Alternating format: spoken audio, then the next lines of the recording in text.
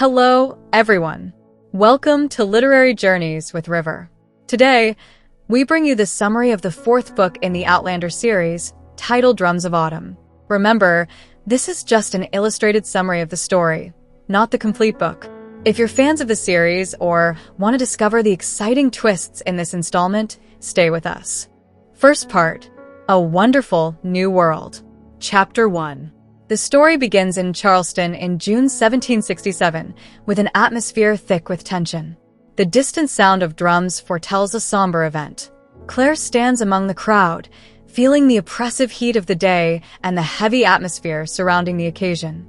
Next to her, Fergus and she search for Jamie among the throng. The drums announce the arrival of a funeral procession carrying 3 prisoners, one of whom is Gavin Hayes, a man with whom Jamie shares a special bond. Jamie, whom they finally locate, reveals that he has given Hayes an alcoholic drink, an act of mercy to ease the condemned man's suffering before his execution. The procession advances toward the gallows, where Hayes is placed on the scaffold. Jamie attempts to offer him final comfort, calling out to him in Gaelic, which seems to calm the man. The execution is carried out swiftly, leaving Jamie and the others with a sense of sadness. The scene turns chaotic when one of the prisoners seizes the tumult to escape, causing a wave of confusion in the crowd. Jamie decides not to stay and watch the aftermath and instead focuses on claiming Hayes' body to give him a proper burial. As the story progresses, the group reunites with Ian, Jamie's young nephew, who has acquired a wolf dog named Rollo, an imposing animal that joins the company. Jamie and his group head to the docks in search of a ship that might take Ian back to Scotland, but they discover that the vessel they were expecting has already departed. With no other options, Jamie decides it's best to continue north to Cape Fear, where they might find another ship and, hopefully, relatives who can assist them. Meanwhile, they face the reality of their financial situation, with only a few gemstones left to sell. The chapter concludes in a tavern, where Duncan Innes, another member of the group, decides to honor Gavin Hayes with a Gaelic funeral song. This tribute is both a lament for the loss of his friend and a veiled criticism of the British soldiers present, adding tension to the scene. Despite the challenges, the camaraderie among the characters is evident, and Jamie, though worried, remains steadfast in his leadership. After an exhausting day, Jamie's group prepares to bury Gavin Hayes in the Charleston cemetery. Although they have enough money to pay for the burial, Jamie decides they will do it themselves to avoid trouble with the local authorities. They head to the church under the cover of night, where the eerie atmosphere and the dense darkness of the cemetery heighten the sense of unease, especially after hearing ghost stories. Jamie, Claire, Fergus, Ian, and Duncan begin the task cautiously. While Jamie and Ian dig the grave, Claire holds the light, trying not to think about the ghost story Jamie had told earlier. The tension in the air is broken when the group is startled by a figure emerging from the cart, creating a momentary chaos. This figure turns out to be Stephen Bonnet, a man who had escaped the gallows and had hidden in Gavin's cart. Bonnet, a smuggler and pirate condemned for his crimes, asks the group for help in escaping the soldiers' pursuit. Despite their doubts, Jamie decides to help him out of respect for Gavin Hayes, though the situation remains dangerous.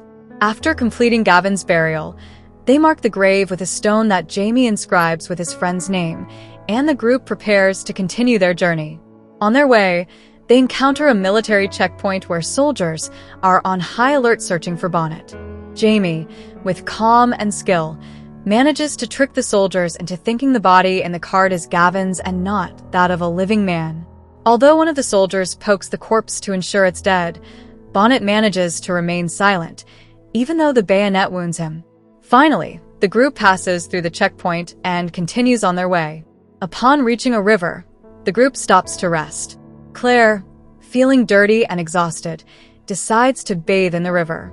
As she enjoys the coolness of the water and the tranquility of the place, her thoughts drift toward Jamie and their relationship, feeling a growing desire for him.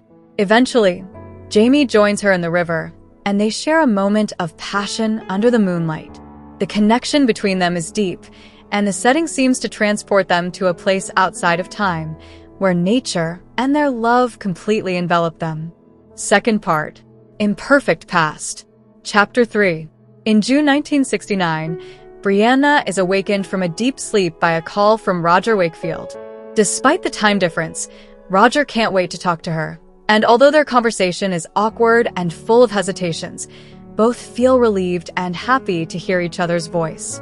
Brianna confesses that she had been dreaming about her father, walking together through the mountains, and how she feels about not being able to see his face or hear his voice clearly. The connection between them is palpable, but it is also tinged with the sadness and confusion Brianna feels after her mother's departure. After the call, Brianna finds herself unable to go back to sleep.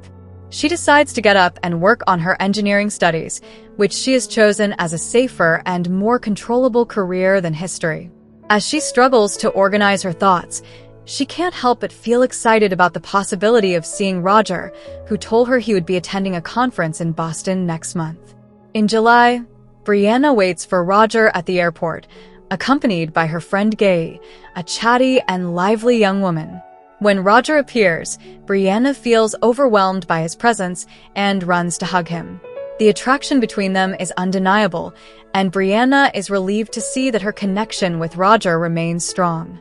However, the reunion also brings to the surface the doubts she has been trying to ignore.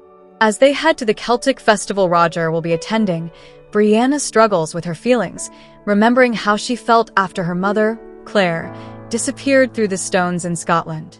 During the trip, Roger and Brianna try to break the tension with a Scottish word game, but the conversation inevitably returns to painful memories.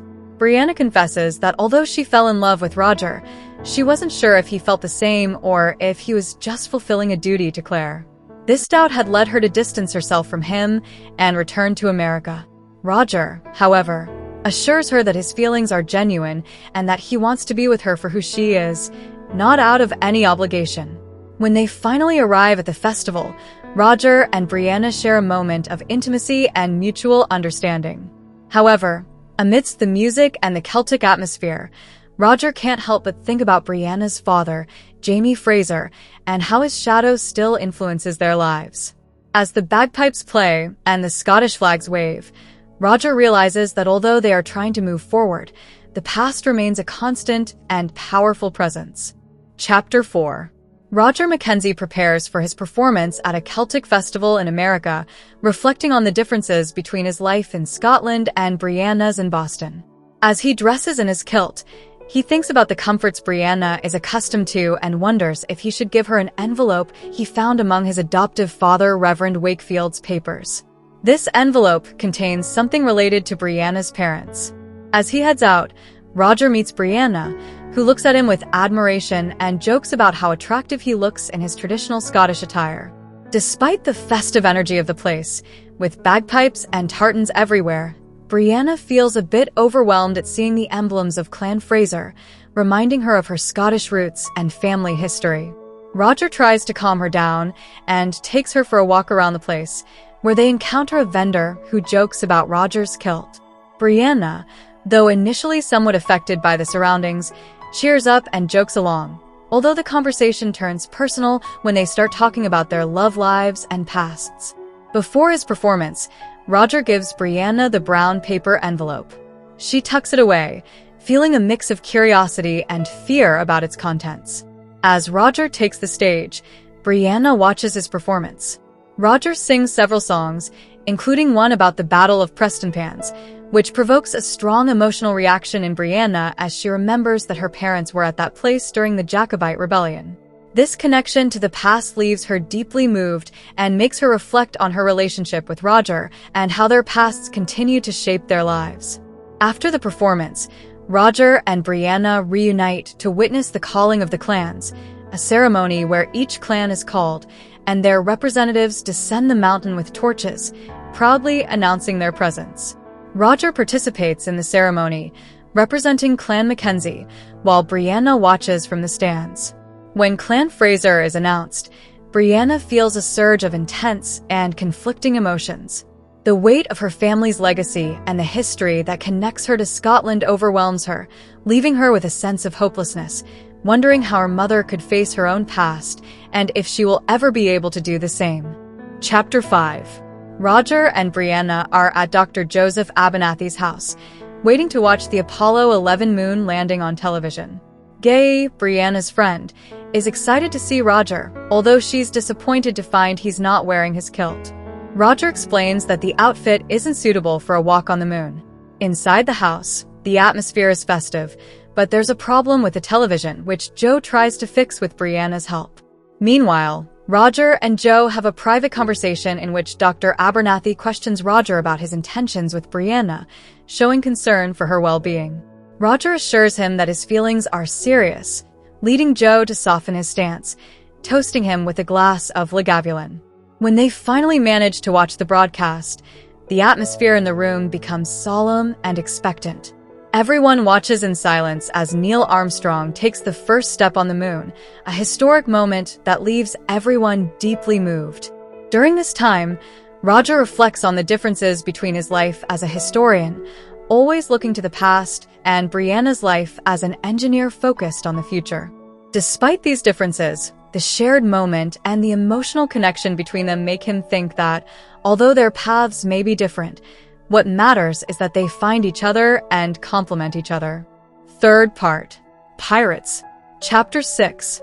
In June 1767, Jamie Fraser expresses his hatred for ships as they consider the best way to travel to his Aunt Jo Costa Cameron's plantation at River Run.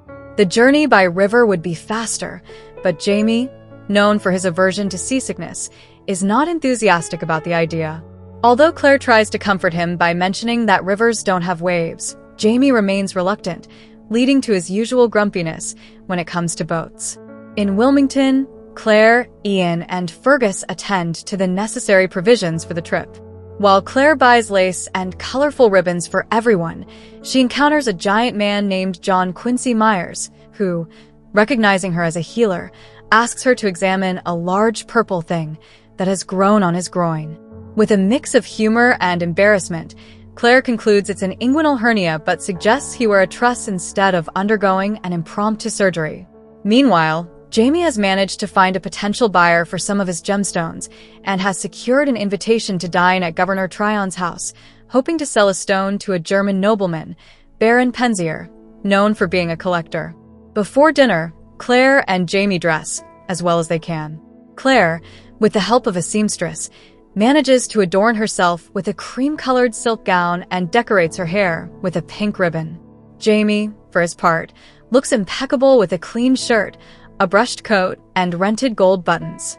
Jamie places a delicate gold chain with a ruby around her neck, a gesture symbolizing his desire for Claire to shine like a jewel at dinner. Finally, ready, Jamie and Claire set out to attend the dinner, where they plan to impress Baron Penzier and seize the opportunity to secure their future in America. Chapter 7. During a dinner at Governor Tryon's house, Claire finds herself surrounded by a varied group of guests, from men like Philip Wiley, known for his conceited attitude, to Baron Penzier, a German nobleman with an evident interest in jewels.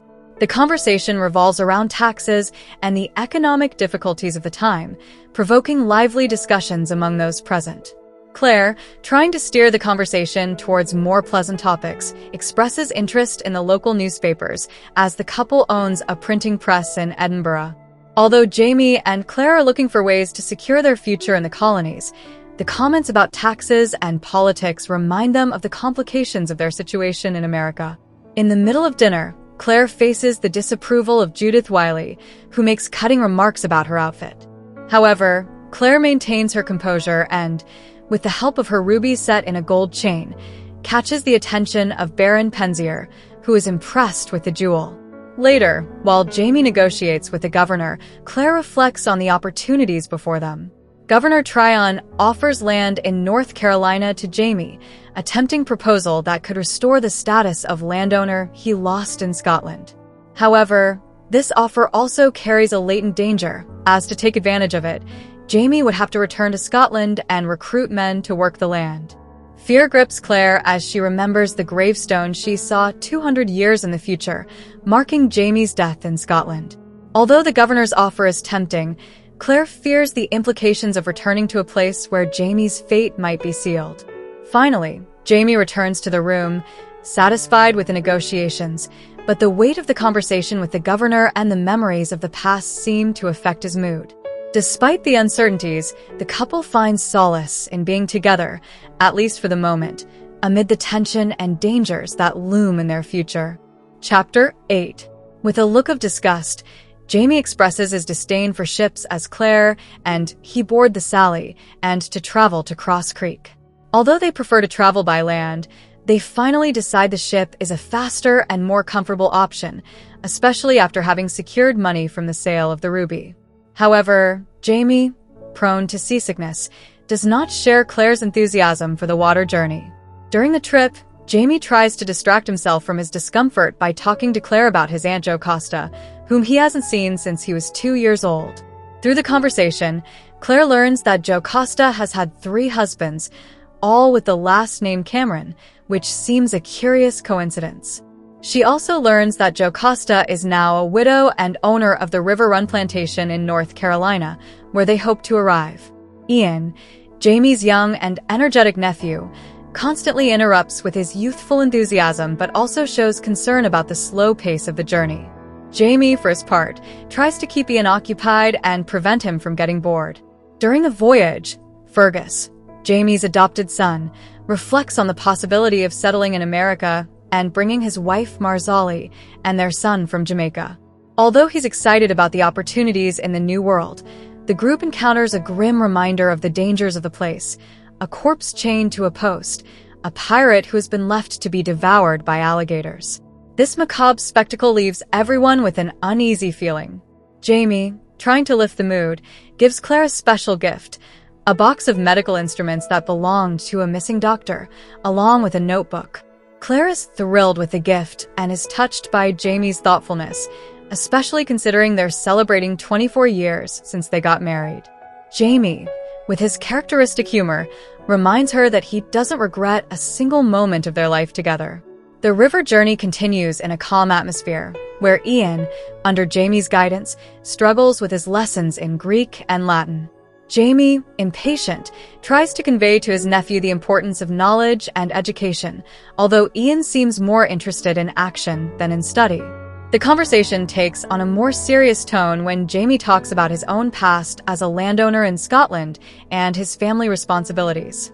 Finally, Jamie recites a poem to Claire, mixing Latin and Romance, as a way of reaffirming his love and commitment to her, making Claire feel deeply moved by her husband's devotion. Chapter 9. Jamie and Claire's journey along the Cape Fear River continues on a hot and silent night, with the river's water reflecting the light of the only lantern on board. Sitting on the deck, Claire enjoys the tranquility and Jamie's company, who, despite his discomfort, finally feels relaxed enough to speak openly.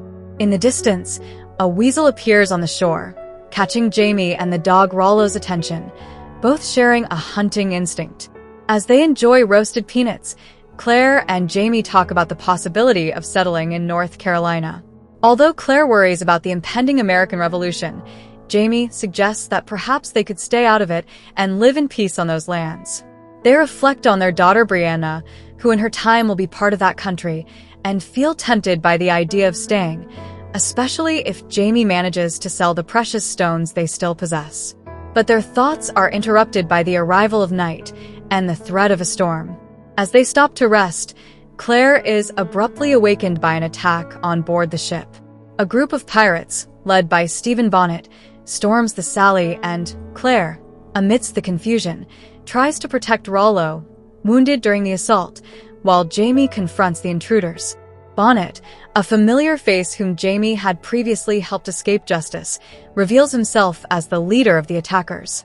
Although Bonnet shows a strange code of honor by returning some gems to Jamie in exchange for the life he saved, he doesn't hesitate to rob them of everything valuable. Claire, in a desperate attempt to protect her wedding ring, swallows it, while the other is snatched away by the pirates. The violence of the attack leaves Claire shocked and Jamie enraged but powerless. However, despite the humiliation, Jamie shows his usual resilience, reminding Claire that the important thing is that they are still together. Although they've lost almost everything, including the gold ring that symbolized her marriage to Frank, Jamie returns to Claire her silver ring, the symbol of their union.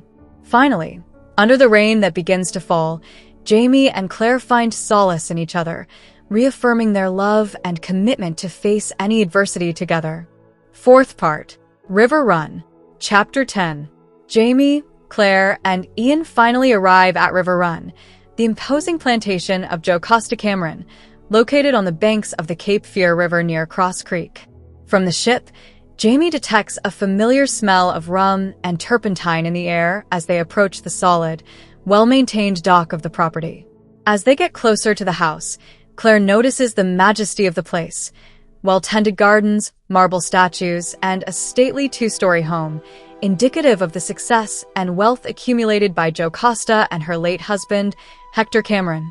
Upon disembarking, Jocasta appears accompanied by her butler, Ulysses, and her presence, similar to that of the other Mackenzies, impresses Claire.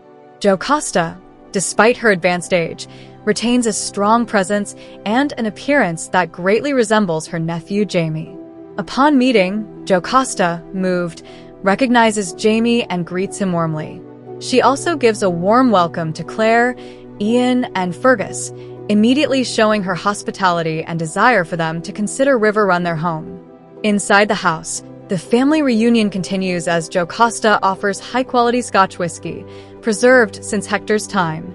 Jamie, feeling uncomfortable, prepares to tell his aunt about the pirate attack and the loss of his fortune. Jocasta reacts with indignation at Stephen Bonnet's betrayal, but quickly reaffirms her offer to host them at River Run, assuring them they will find a way to recover their losses. The conversation shifts to family matters, but is soon interrupted when Ian, exploring the room, stumbles upon one of Jocasta's paintings. Although flattered by Ian's interest, Jocasta's expression darkens, and it's then that Claire realizes that her aunt is blind, a revelation that also explains certain peculiarities in her behavior. The next day, Jocasta suggests an excursion to show them the extent of River Run and its economic activities, such as the production of turpentine and lumber.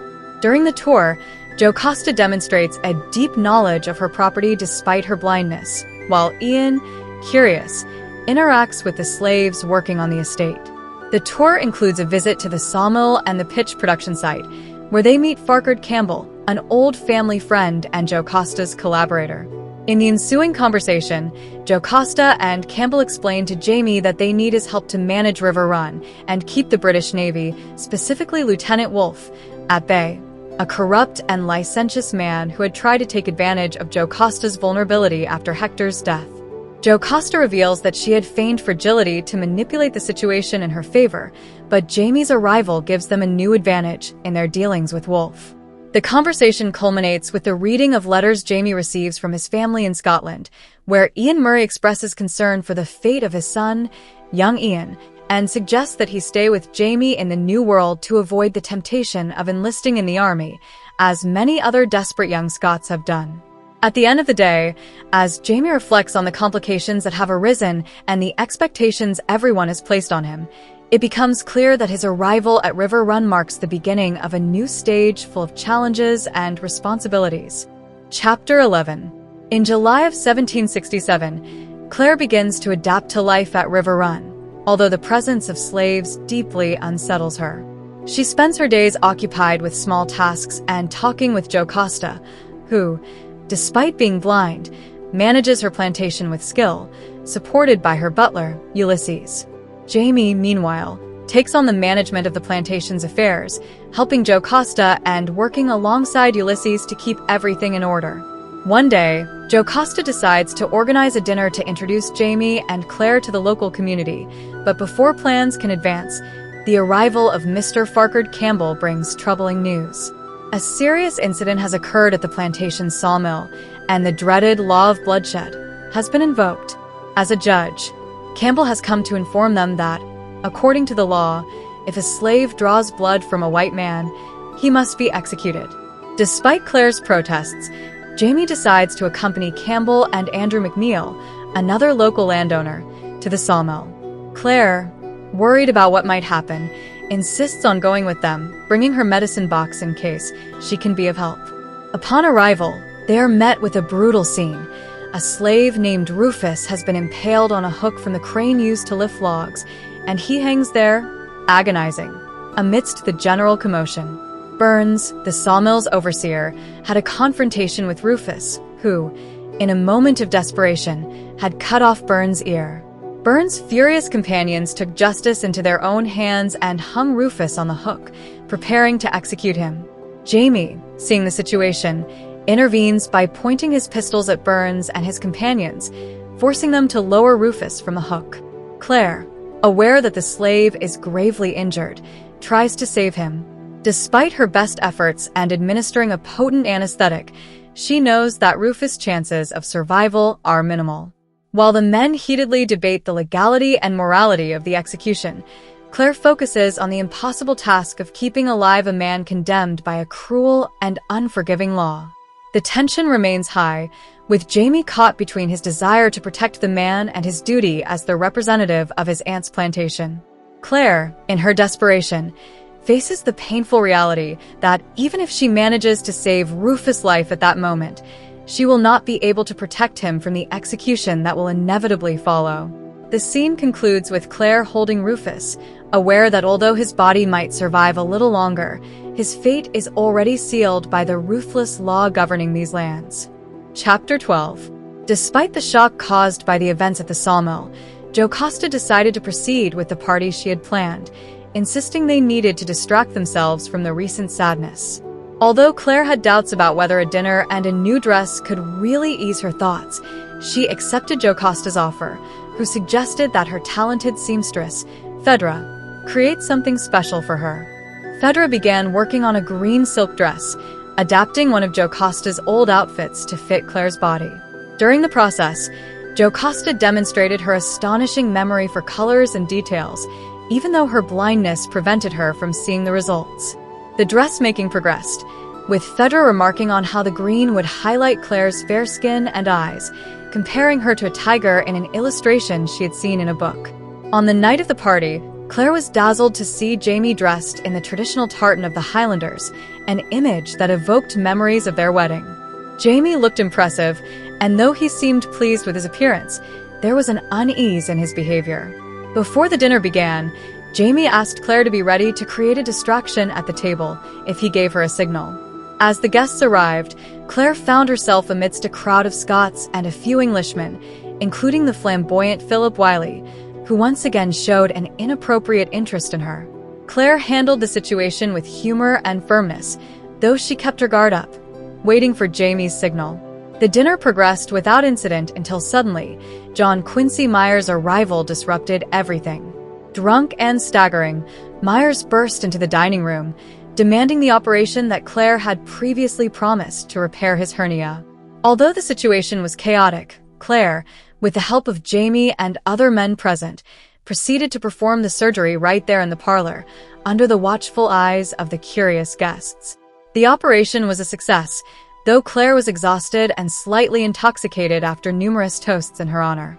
Seeking a respite, she retreated to the garden, where Jamie joined her. The relief of having completed the surgery and the strange feeling that something else was at play made her seek refuge in Jamie's arms. Despite the tension and exhaustion, the two shared a moment of intimacy as Jamie reassured her that everything had gone well. Chapter 13. As they walked along the dark path, something fell with a soft thud, interrupting Claire and Jamie. A frog, according to Jamie, who tried to lighten the mood with a joke about his ability to speak the language of frogs. However, the attempt at humor did little to dispel the worry weighing on both of them. Jamie led Claire to a nearby bench by the dock, seeking a quiet place to talk.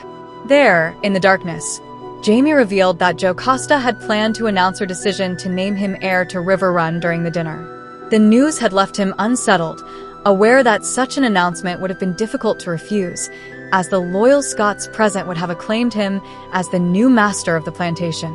However, the intervention of Ulysses, Jocasta's butler, who informed him of his aunt's plans, gave him time to reflect and decide if he truly wanted to accept the role. Jamie was restless. He knew that accepting would mean not only taking the reins of a large estate, but also taking responsibility for the slaves who kept it running, something that deeply conflicted with Claire's principles. Jamie was aware that although he could be a just leader, he could not ignore the brutal reality of slavery. Both reflected on what it would mean to make such a decision, especially in a place where the law did not allow the emancipation of slaves without permission from the assembly.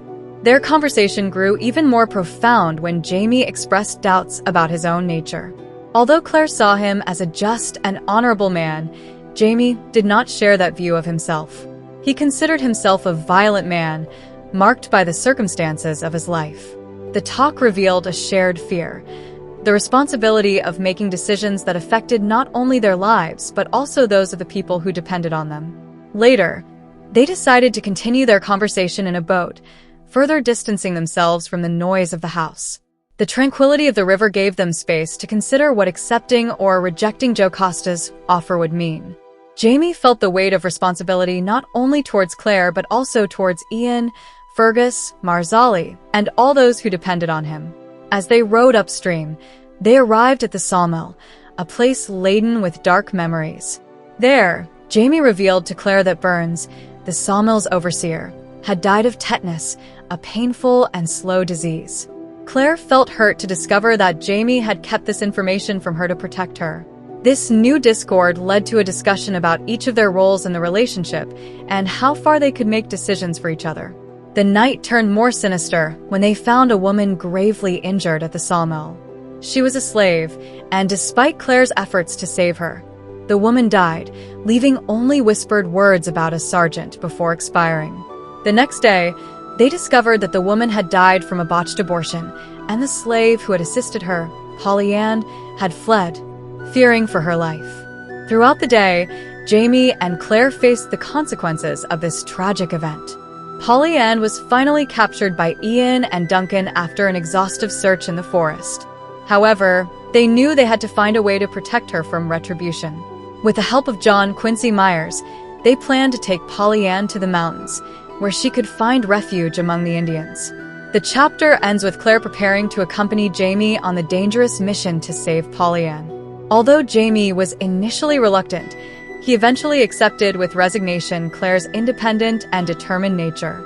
Their mutual love and respect prevailed, solidifying their commitment to face any challenge together. Fifth part, Strawberry Fields Forever. Chapter 14. As night fell, Jamie, Claire, Ian, and Myers, accompanied by the fugitive slave Pollyann, began their escape toward the mountains. Pollyann was terrified, but Claire, seeing her fear, suggested she ride with her for comfort. Though the woman was initially a bundle of nerves, clinging desperately to Claire's waist, Jamie managed to calm her by whispering a word that everyone, regardless of origin, understood: freedom. The group advanced cautiously, aware that danger could lurk around any corner of the forest. Pollyann, though still frightened, began to relax, especially after a brief midnight rest. As the journey continued, the woman, whose English was limited, started to communicate in a mix of Gaelic, English, and her native tongue. Though her situation was precarious, she gradually regained some of her vibrant personality, showing a determination that inspired Claire. Tension was palpable when they reached a clearing in the forest, where Pollyann abruptly stopped, pointing fearfully to an area where the grass grew in strange undulations. Myers explained that it was the site of an old Tuscarora village, possibly destroyed by war or disease. Pollyann, murmuring about the cursed place and making a gesture to ward off evil spirits, reflected the deep fear the place evoked in her. The journey continued as they ventured deeper into the mountains. As the landscape changed, so did the atmosphere. The air grew cooler, and the sound of running water accompanied them. The group camped in a hollow, where Jamie and Ian occupied themselves by fishing for trout in a nearby stream, a welcome respite after days of tension. That night, around the fire, Myers shared stories about the Indians, particularly the Tuscarora, and their history of struggle and survival. The conversation shifted to Pollyann, and Jamie expressed his concern for her safety once she was among the Indians. Myers, a man with great experience among the tribes, assured him that the Tuscarora would treat her with respect and that her safety would be guaranteed. However, the dynamic between Pollyann and Myers changed notably when she, aware of her vulnerability, began to attract the man's attention to ensure her protection. The chapter culminates with Claire reflecting on the nature of power and protection relationships, comparing her own situation to Pollyanne's. Though both women depended, in a sense, on the men accompanying them, Claire took comfort in knowing that her relationship with Jamie was much more than a matter of physical survival. It was a deep connection, freely chosen, and based on something more than mere desire or need. Chapter 15. Dawn brought with it the separation of the group. Jamie, Claire, Ian, and Myers parted ways. While Jamie and Myers headed north, Claire and the others took a southwest route, following the course of a stream. As they advanced, the vastness and solitude of the mountains offered them a serene, almost magical environment. As the afternoon waned, Claire, while watching fireflies glow in the grass, shared with Jamie memories of her life in Boston and her first encounter with these insects. Jamie, relaxed, talked about how, after the Battle of Culloden, he would sit at dusk to watch the day fade away. They reflected on death and what might come after, each finding comfort in the other's presence. Without warning, a black bear appeared in the camp, attacking Jamie. Claire, in her desperation, tried to distract the bear by hitting it with a trout, but the animal continued to charge at Jamie. After an intense struggle, Jamie managed to wound the bear enough to free himself from it. Despite his injuries and exhaustion, Jamie insisted he was fine, though Claire, worried, decided to tend to his wounds. While Claire searched for a medicinal plant, a group of 3 armed Indians silently appeared in the camp. They were hunters who had been tracking the bear.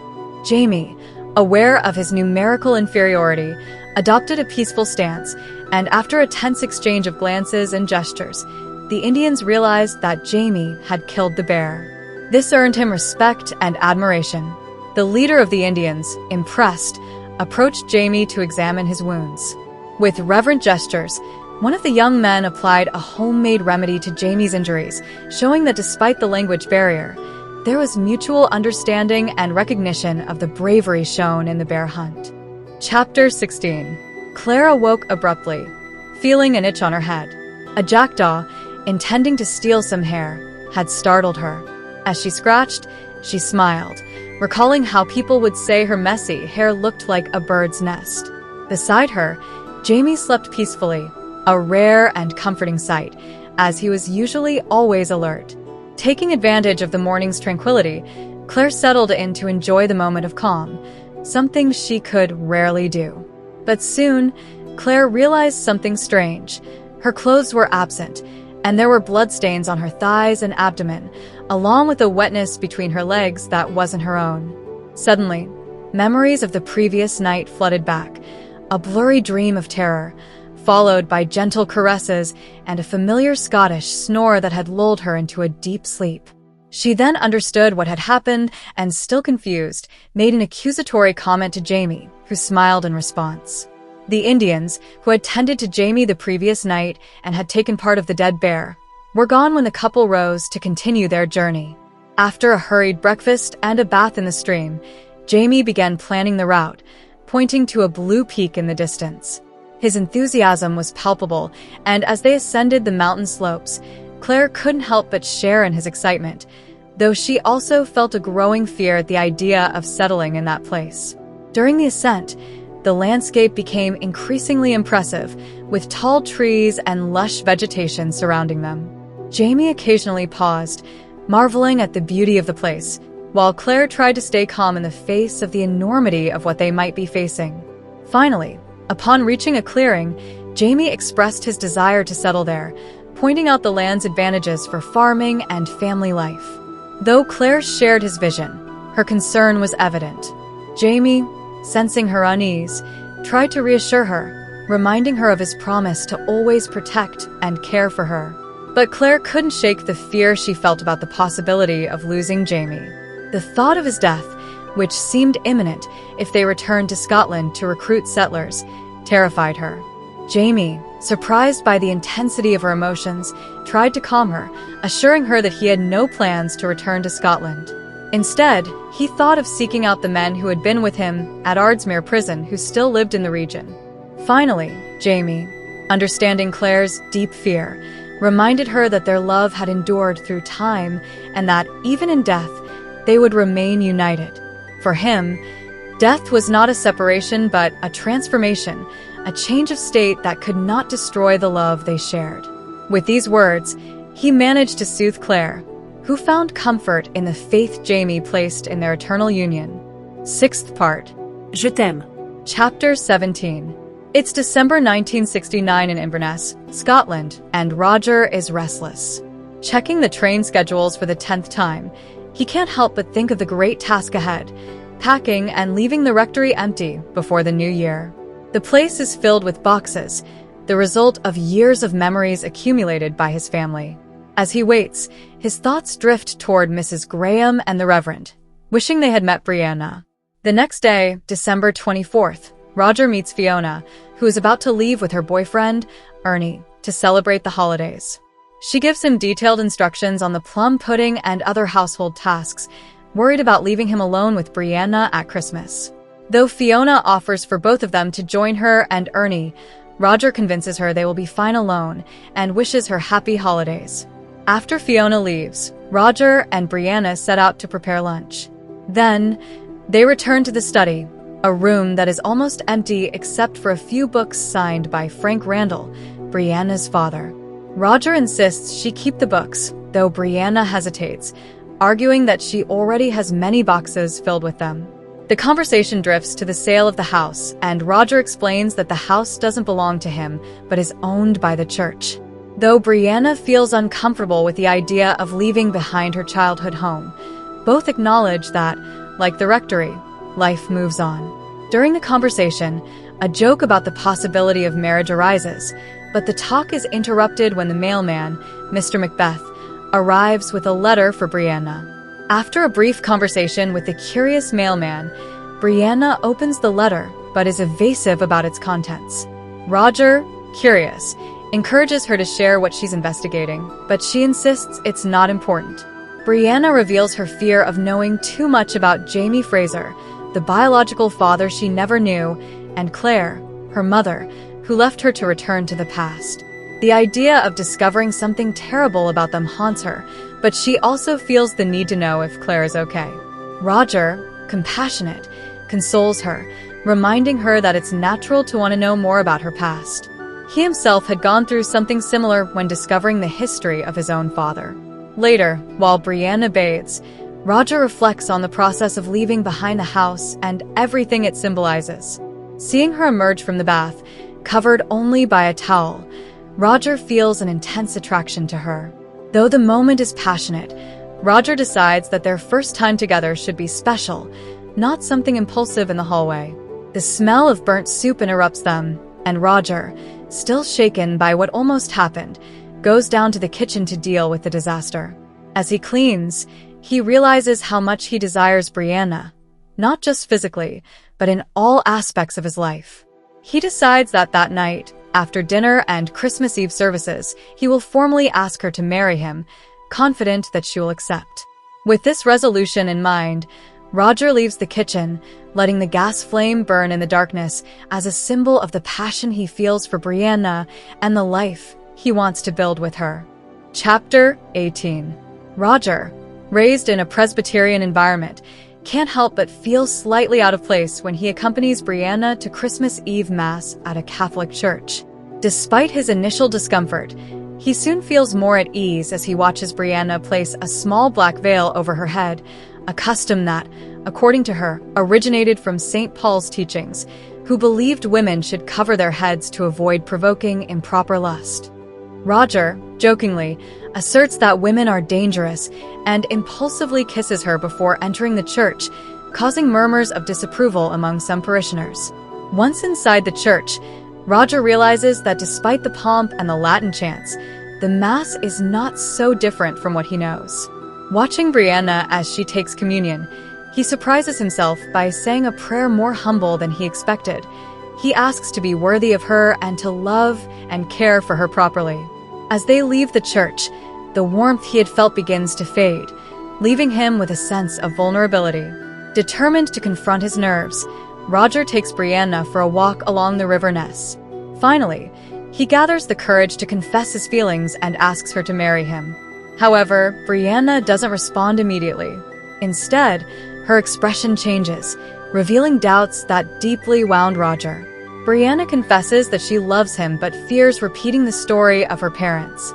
Claire had loved Frank, but upon finding Jamie, her love for her first husband had faded, a risk Brianna doesn't want to take. She doesn't want to hurt Roger in the future if something similar were to happen to her. Despite her fears, Brianna also feels an intense desire for Roger and confesses that she wants to be with him physically, though she isn't ready to marry. This provokes an intense argument between them, where Roger, hurt and frustrated, refuses to be with her unless it's under the commitment of marriage. Brianna, crying, explains that the uncertainty about her future and the fear of hurting him paralyzes her, leading her to reject his marriage proposal. Despite the tension, Roger tells Brianna that he will wait, but that he wants her completely as his wife, or not at all. He gives her a Christmas gift, a silver bracelet inscribed with a phrase that expresses the cycle of love. In the end, Brianna, moved, responds that she loves him too, and they wish each other a Merry Christmas, knowing that although their relationship still faces challenges, the love they feel is real. 7th part. On the Mountain. Chapter 19. In September of 1767, life on the mountain was a constant challenge. Claire awoke in the middle of the night, wedged between Jamie, Ian, and a wet dog, listening to the rain dripping through the makeshift roof. She quietly got up and stepped into the cold, early morning air, walking barefoot toward the stream. The landscape was shrouded in thick mist, creating a mysterious atmosphere as the first rays of light began to filter through the trees. As she washed her face in the stream, a pair of deer appeared in the distance but quickly disappeared, alerted by the presence of a puma. Claire, immobilized by fear and the animal's stunning beauty, stood watching the puma until it vanished. Finally, with trembling hands, she managed to fill the pot with water and return to the camp, grateful to have emerged unscathed from the encounter. Jamie and Ian had been working hard for days, felling trees and building a small shed to store provisions and smoke meat. Though the shed was rustic and had its flaws, it was an impressive achievement given the limited tools at their disposal. Jamie, however, was a perfectionist, and despite Claire's encouraging words, he was not entirely satisfied with his work. Over time, the small community began to take shape. Myers returned to the camp, accompanied by Duncan Innes, who brought tools, provisions, and a feather mattress, a gift from Jocasta, which Claire received with enthusiasm. During dinner, Jamie shared his plans with Duncan, offering him land and asking him to seek out the former men of Ardsmuir to join them on the mountain. The arrival of Duncan and Myers was cause for celebration, and the group decided to bless the home, a ritual that included placing a piece of iron in the cabin's foundation to ensure prosperity and protection. Despite the ritual's rudimentary nature, which included Rollo and the little white sow, Claire felt the solemnity of the moment, recognizing the commitment they were making to their new home. After the blessing, Duncan and Myers left to attend a gathering of Scots at Mount Helican, where Duncan would begin his search for the men of Ardsmuir. As they departed, Claire realized the true loneliness they would be left in, but also found comfort in the company of Jamie, Ian, and the animals that made up their small community. Though life on the mountain was hard, they were determined to face the challenges together. Claire, contemplating her surroundings, felt a mix of desolation and hope, knowing that despite everything, they were building something solid and lasting, a home that would eventually be a safe haven for all. Chapter 20. In October of 1767, the construction of the cabin on the mountain was progressing well. Jamie and Ian worked together, laying logs while Jamie recited aloud excerpts from Marcus Aurelius' Meditations. Ian, though focused on his task, couldn't help but joke about his hunger, which made Jamie laugh. But their work was interrupted by Rollo, Ian's dog, who began growling in alert. Ian noticed someone approaching from the forest, and soon Claire recognized the visitor as Nakignawedo, the Tuscarora Indian with whom Jamie had hunted the bear. Nakignawedo was not alone. He was accompanied by 3 women, his wife Gabrielle, his daughter Berta, and the elderly Neawen, who seemed to be Nakignawedo's grandmother. The visitors approached in a line, clearly dressed in their best clothes for the occasion. Jamie, seeing the small procession, asked Claire to dress in her most colorful attire as a sign of respect. Claire obeyed, though she had few options in her wardrobe. The introductions were formal. Gabrielle, Nakagnoito's wife, spoke French, which made communication with Claire easier. Meanwhile, the elderly Neawen approached Claire with curiosity, examining her clothes and hair with a gesture of amazement.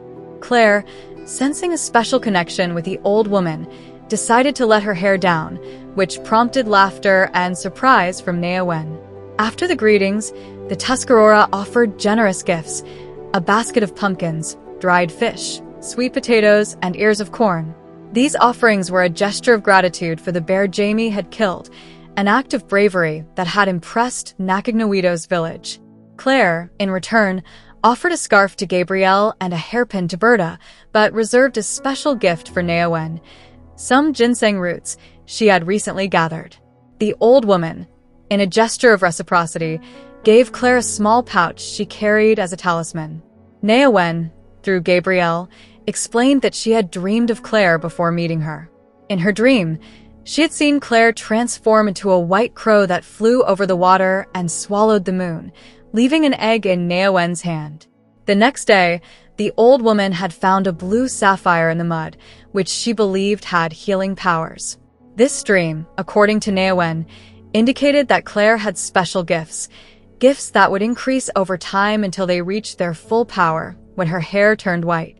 The revelation left Claire stunned, especially when Neawen told her not to worry about an illness that would come, as it would not be Claire's fault.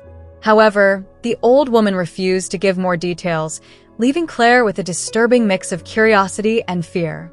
The encounter with the Tuscarora not only brought material gifts but also a deep spiritual connection and a mysterious omen about Claire's future, which left her reflecting on the powers she might develop and the trials that were yet to come.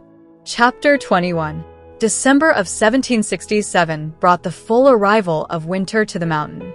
After weeks of waiting, the first snowfall came during the night of November 28th, transforming the landscape into a radiant white.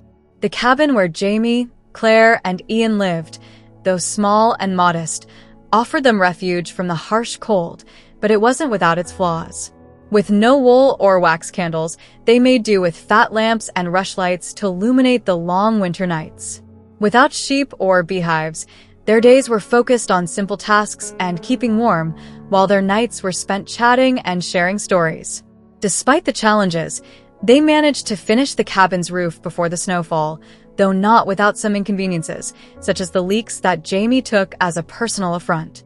One night, as everyone slept, Jamie was awakened by an annoying drip falling on his ear.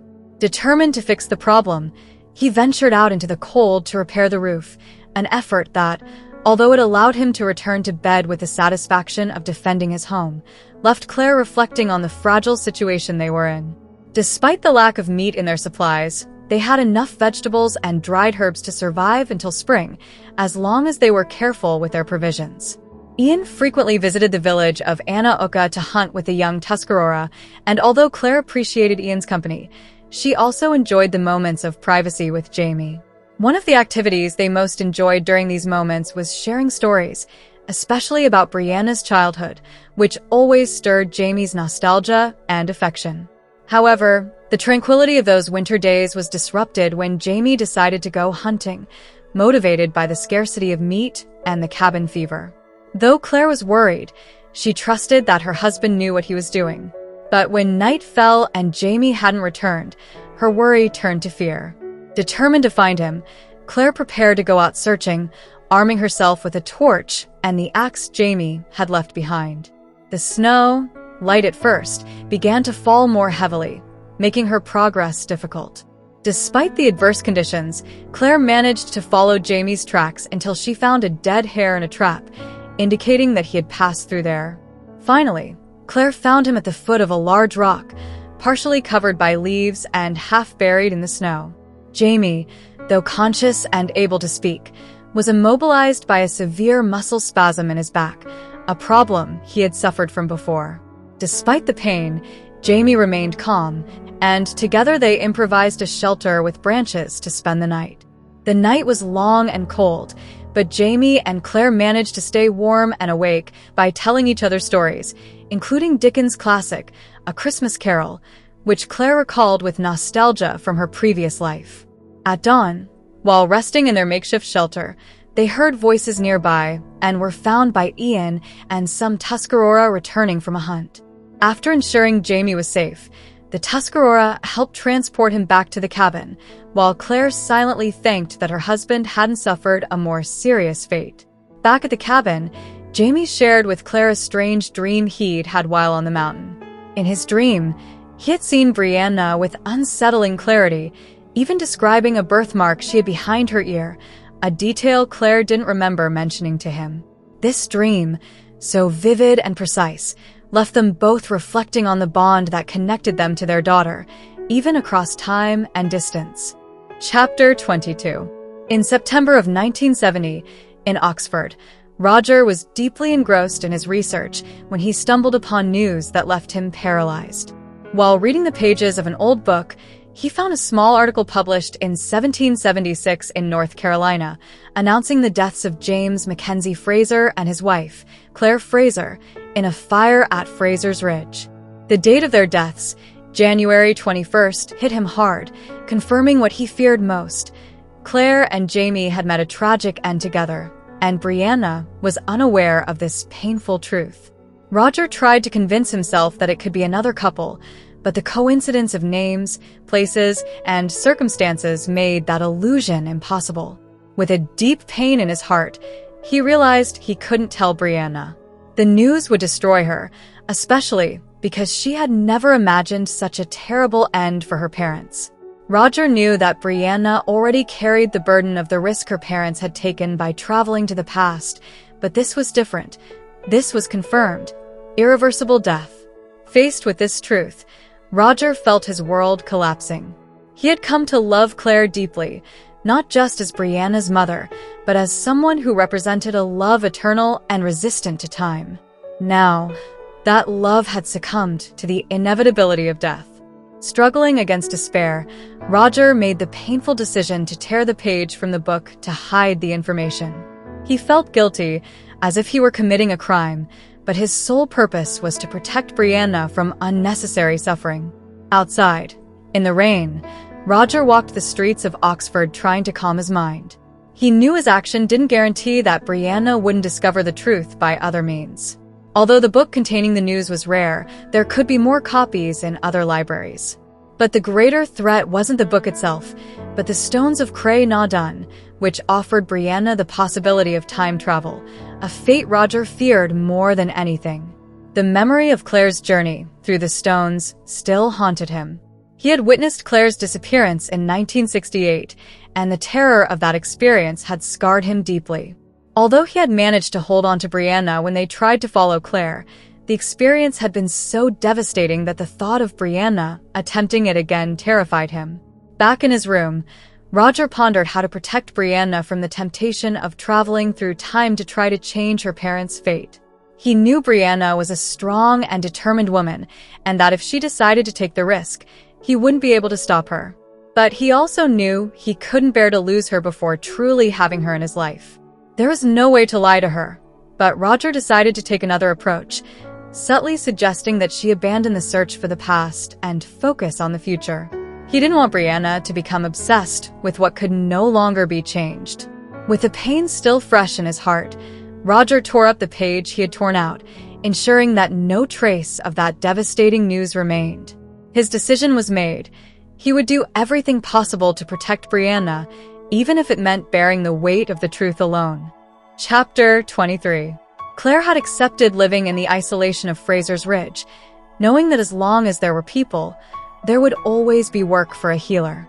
With the arrival of more settlers, her reputation spread beyond the community, leading her to attend to people on distant farms and scattered settlements. She often traveled alone, despite Jamie's concerns, as the farm work prevented him from accompanying her. One day in August of 1768, Claire found herself facing a cold and dangerous storm while returning home from the Mueller farm, where she had helped with the birth. Defying the storm, She tried to cross a swollen stream but ended up being thrown from her horse at the edge of a cliff. Injured and soaked, she found herself alone with no way to return home.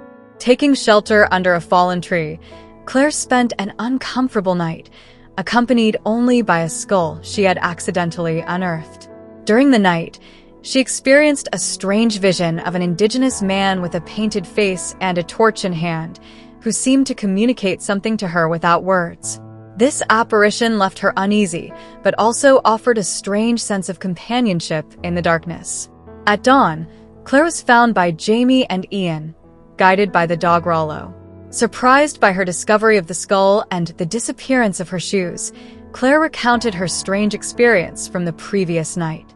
Back at home, Jamie cared for her and helped her recover, though both were left worried by the mysterious origin of the skull and the possible presence of a nearby stone circle. As Claire pondered her discovery, she began to suspect that the skull belonged to someone who, like her, had traveled through time. This thought disturbed her deeply, increasing her fear of what might have happened to that person and the presence of another time portal in the region.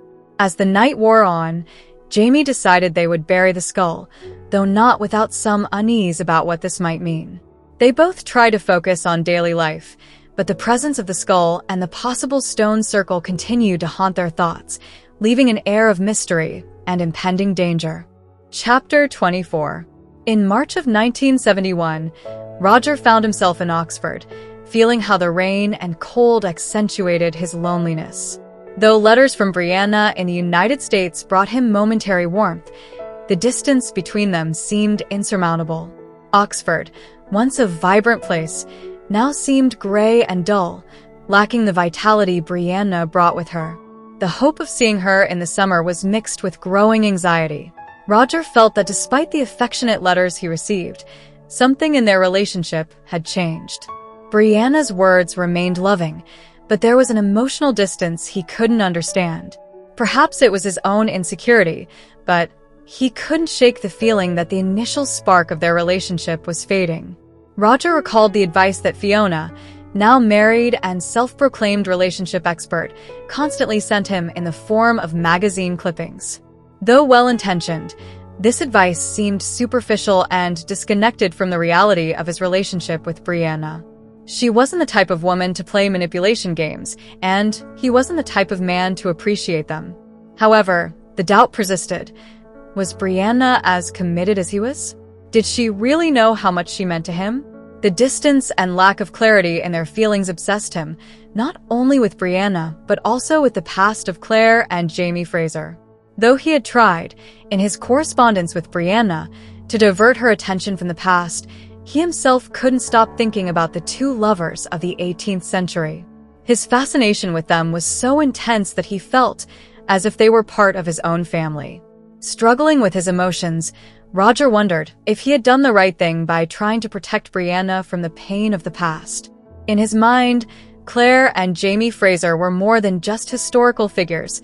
They were the reflection of a love so powerful that it had withstood time and adversity. Had he been honest in steering Brianna away from that story, or was he merely avoiding facing his own fears? Lost in thought, Roger muttered under his breath, cursing his situation.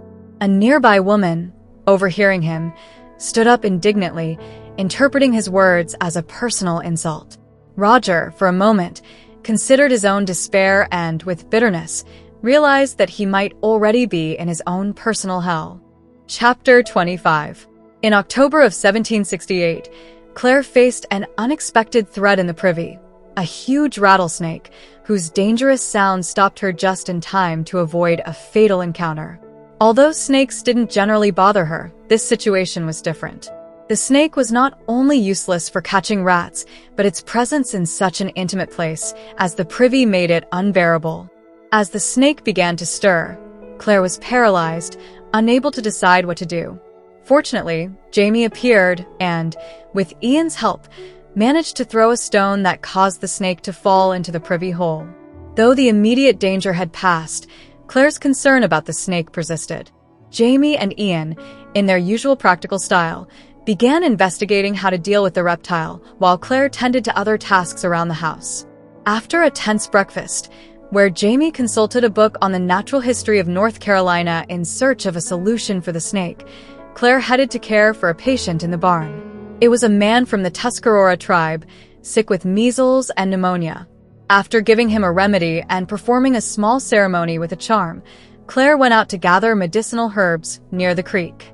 During her search, Claire found a boy trapped in the creek, desperately fighting off leeches that had clung to his legs. At first, the shock of finding this boy left her stunned. It was William, the Viscount Ashness and 9th Earl of Ellesmere, Jamie's illegitimate son, who had been raised by Lord John Grey.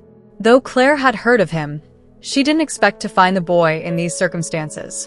After removing the leeches and calming him, Claire took him back to the cabin, where Jamie and Lord John were waiting. The encounter between them was tense but polite, with Jamie masking his emotion at seeing his son. Meanwhile, Claire wrestled with concern over what Jamie might feel upon reuniting with William and anger at Lord John for bringing the boy without prior notice. At the cabin, Claire tended to William, cleaning his wounds and combing his hair, while she couldn't help but notice the striking resemblance between him, Jamie, and their daughter Brianna. Despite everything, the situation grew more complicated when William, out of curiosity, approached the privy to see the snake that had caused such a stir. In his attempt to confront the reptile, and with Ian's help, William ended up falling into the bottom of the privy. Fortunately, he emerged unscathed, but covered in filth and with his dignity in tatters. Jamie and Lord John, despite the gravity of the incident, couldn't help but laugh at the situation, while Ian took charge of pulling William out and cleaning up the mess. In the end, the day had been as chaotic as it was unexpected, but it had served for Claire and Jamie to get to know the son who had grown up far from them, in a world very different from Fraser's Ridge.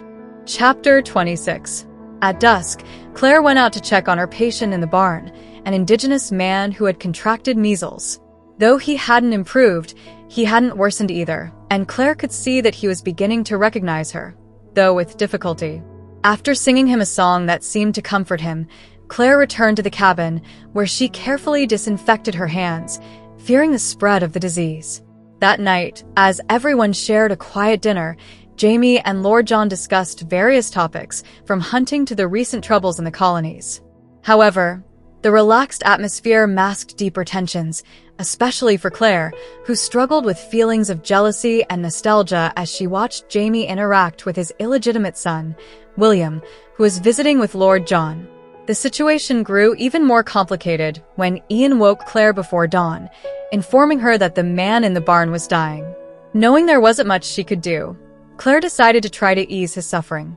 Ian, familiar with indigenous customs, suggested she sing to help the dying man's soul find peace. Claire, with her face painted according to the traditions Ian explained, sang while holding the man's hand, who died peacefully at dawn. With the body still in the barn, Jamie and Claire discussed what to do with the remains. They decided it would be best to take him to the nearest indigenous village, but Claire warned them about the risk of contagion, as the body was still infectious. The situation became more urgent when Willie, visibly upset, burst into the cabin to inform them that his father, Lord John, was gravely ill. Upon examining Lord John, Claire confirmed that he also had measles. This raised new concerns, as now both Willie and Ian, who had been in close contact with the sick, could have been infected. To prevent the spread, Claire suggested that Jamie camp outside with the two young men, waiting to see if Willie developed symptoms before sending him away from the danger. As Jamie and Claire discussed the plan, Claire couldn't help but worry about the situation. Disease and death loomed over them, and though they tried to maintain control, the uncertainty of what might happen kept them on edge. Before Jamie left, Claire asked him for one last favor: to take out the pig that was still in the pantry, a small domestic task that, in the midst of the tension, offered a brief respite of normalcy. Chapter 27. Jamie's journey began in the rain, with a sense of unease about leaving Claire and concern for John Grey's health, who had fallen gravely ill. Additionally, his journey with William, the young Earl of Ellesmere, began contentiously when the boy, driven by loyalty to his stepfather, resisted leaving John. Jamie, firmly, forced Willie to accompany him, knowing that staying would be a risk to the young man's health. As they traveled, the tension between them gradually lessened, though Jamie's concern for John Grey remained on his mind. The day was gray and rainy, but the landscape changed when a rainbow appeared on the horizon, and Willie, with a smile of wonder, momentarily forgot his worries and resentments. As they moved on, Jamie took the opportunity to bond with Willie, trying to calm his fears and offer him comfort. At night, while camping, Jamie noticed Willie was crying quietly, affected by the situation with his adoptive father. Jamie, understanding the boy's pain, comforted him without forcing a conversation that might make him uncomfortable. Instead, he made him a calming tea, courtesy of Claire, which helped Willie relax and sleep while Jamie stayed awake, watching over his son. The next morning, they decided to fish in a nearby stream. Willie, excited by the idea of catching a trout, was enthusiastic, though inexperienced. Jamie, patiently, taught him how to cast the line, enjoying the time spent with his son despite the difficulties they faced. The fishing was successful, and Willie, euphoric, caught his first fish. The moment was a respite amid the worries that weighed on them both. As night fell, they enjoyed the trout cooked over the fire, and Jamie, while watching his son's face illuminated by the flames, felt deep gratitude for being able to share that moment with him, knowing he would cherish it forever. The conversation continued into the night as they worked on preparing new flies for fishing the next day. Willie, showing interest in Highlander customs and life in the colonies, felt closer to Jamie, though unaware of the true bond that united them.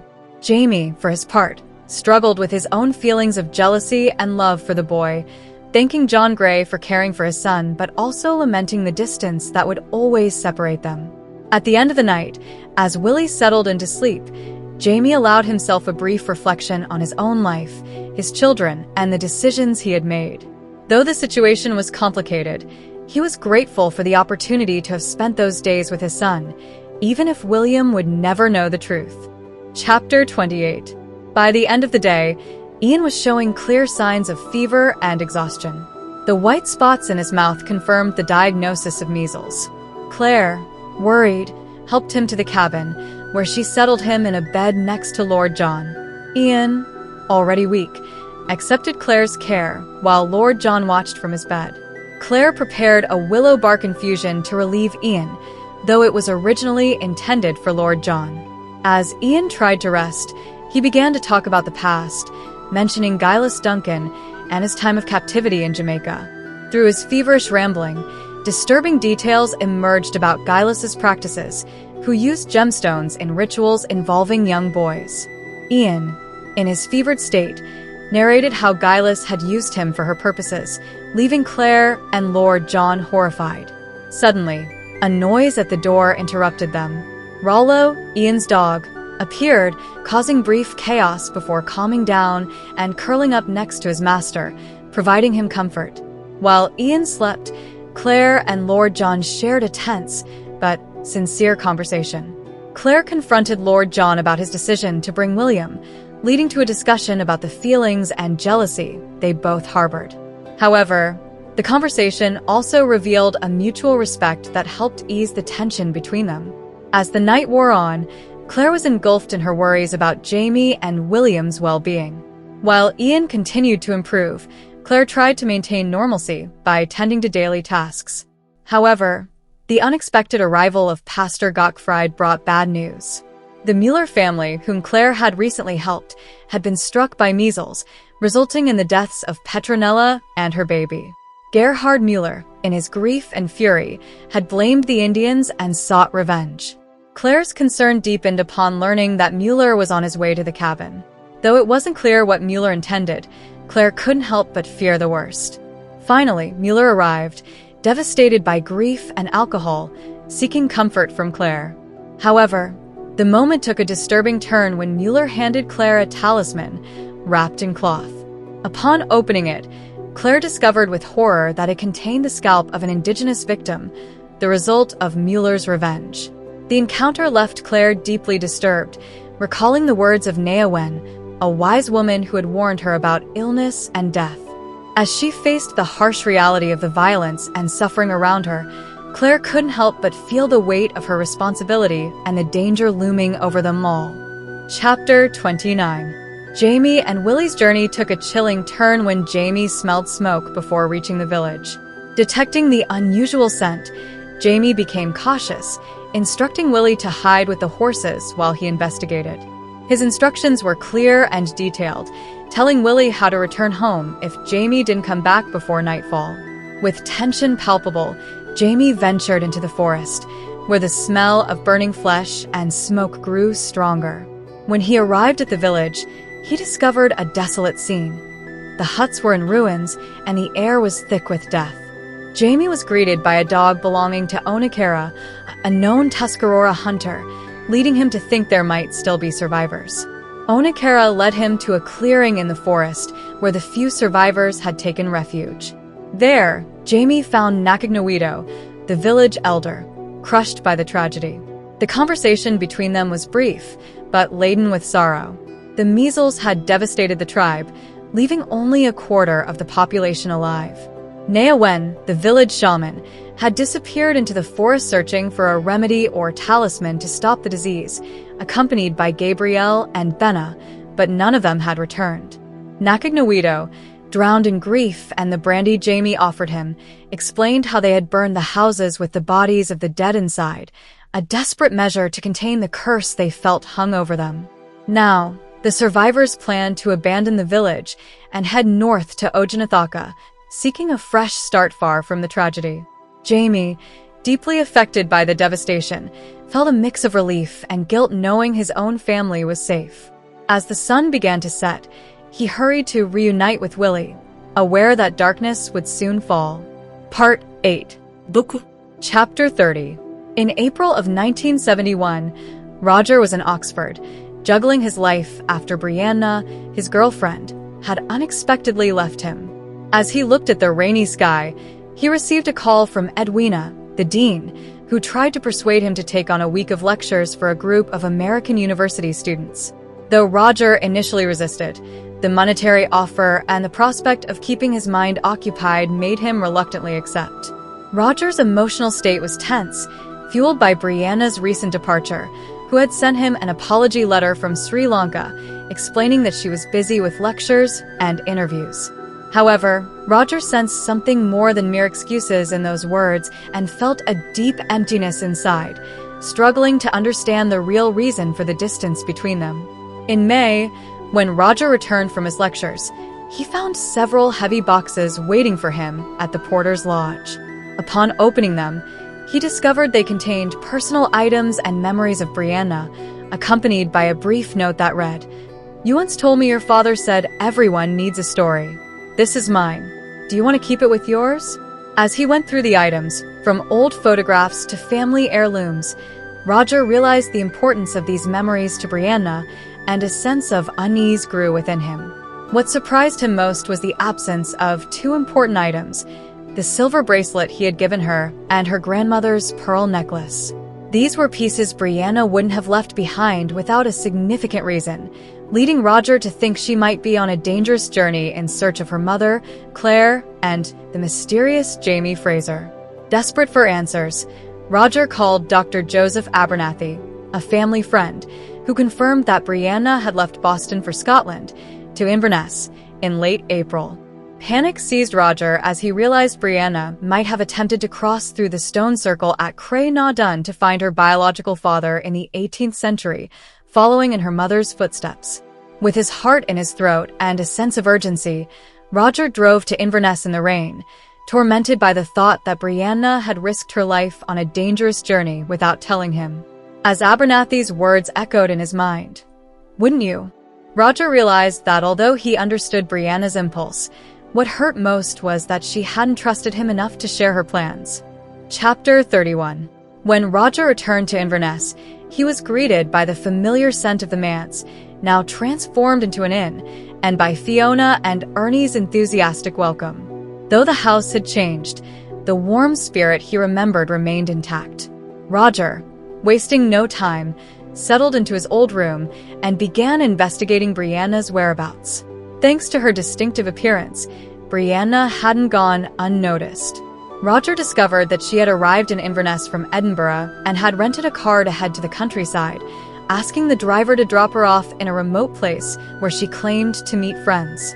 The clues suggested that Brianna had followed in her mother's footsteps and might have tried to cross the stone circle at Cray na Dun during the Beltane festival, a theory that filled him with concern. Roger knew the next opportunity to attempt crossing the stones would be at the summer solstice, June 20th, and though the wait was agonizing, he decided to prepare everything carefully, knowing that rushing could be a fatal mistake. While waiting, Roger spent time with Fiona, who one day mentioned a photo on her desk, a photo of Gillian Edgars. Fiona, with her usual stubbornness, began asking him uncomfortable questions about Gillian, revealing that she knew more than she let on. Intrigued, Roger pressed her to tell him what she knew, especially about her connection to Cray na Dun. Fiona, after a moment of hesitation, confessed that her grandmother had been a caller, a woman who led the rituals at the stone circle, and that Fiona now held that role. Roger, surprised by the revelation, realized that Fiona had knowledge of the stone's mysteries that could be vital in finding Brianna. Fiona continued explaining that Gillian Edgars had been one of the new participants in the rituals and had shown a deep interest in learning everything about the stones. Though Gillian had mysteriously disappeared, Fiona had in her possession a notebook that Gillian had left behind, a notebook she had secretly read. With his heart racing, Roger knew that the notebook might contain the answers he needed. Fiona, aware of the gravity of the situation, pulled out the notebook wrapped in green cloth and handed it to Roger, hoping it could help him find Brianna and uncover the mystery of Cray na Dun. Chapter 32. Roger began reading the grimoire of Gillis Duncan, also known as Gillian Edgars, with a mix of curiosity and apprehension. In the opening pages, he encountered a declaration of absolute power and rejection of both God and the devil, a philosophy the author proclaimed while exploring the limits of flesh and time. The grandiose and dark tone of the text repelled him, but he couldn't help but keep reading, intrigued by the revelations that might help him understand what Brianna had done. Gillis detailed the festivals of the sun and festivals of fire, key moments for performing her magic and opening doors in time, a mix of mysticism and carefully planned rituals. Among the writings, Roger found a section titled Case Studies, which contained a macabre list of bodies found near stone circles in different places and times. Each case was annotated with cold, clinical details, dates, locations, ages, and possible causes of failure in attempts to pass through the stones. One of the most disturbing cases for Roger was that of Claire Randall, recorded by Gillis as a disappearance at Cray na Dun on May 1st, 1945. Roger felt deep anguish reading about the day Claire had disappeared, and he realized that Gillis had used her disappearance as evidence for her experiments, not knowing that Claire had returned 3 years later. Finally, Roger reached a section titled Techniques and Preparations, where Gillis speculated about the power of the stones and the Earth's ley lines. His reading became increasingly frantic until he decided to abruptly close the notebook, overwhelmed by what he had read. He needed to get out and get some air, and without thinking twice, he headed into the street in the rain, ignoring the people and traffic around him. As he walked, Gillis's words echoed in his mind, especially those about the necessary sacrifice to unleash the power of the stones. Roger shuddered, knowing those words weren't just the delusion of a twisted mind, but a real danger that might have ensnared Brianna in its web. Chapter 33. On June 20th, 1971, in Scotland, the eve of the summer solstice brought a dim light that barely distinguished night from day. Roger felt the presence of the stones long before he could see them, their vibrant energy and the low hum on his skin confirming it. Accompanied by Fiona, he approached the stone circle with a mix of determination and fear. Fiona, though nervous, entered the circle first to perform a ceremony with objects she carried in a bag. Roger watched her back, feeling the hum of the stones intensify in his body, becoming almost unbearable. He wondered if, like the other women he knew, he too might be able to travel through time. He hoped the ability was genetic, a hope bolstered by his connection to Gillis Duncan, his ancestor. Finally, Fiona finished her ritual and led Roger to the center of the circle. The tension in his body was mounting, and just before taking the final step, he kissed Fiona as a sort of farewell, asking her not to tell Ernie. With a final breath, he turned and walked toward the cleft in the stone. What followed was chaos of sensations, pain, heat in his chest, and a deafening hum that threw him back into the circle. Fiona found him lying on the ground, his clothes burning, and saved him from certain death by extinguishing the fire with the coffee thermos she carried. Roger awoke dazed, with his mother's locket melted into his chest.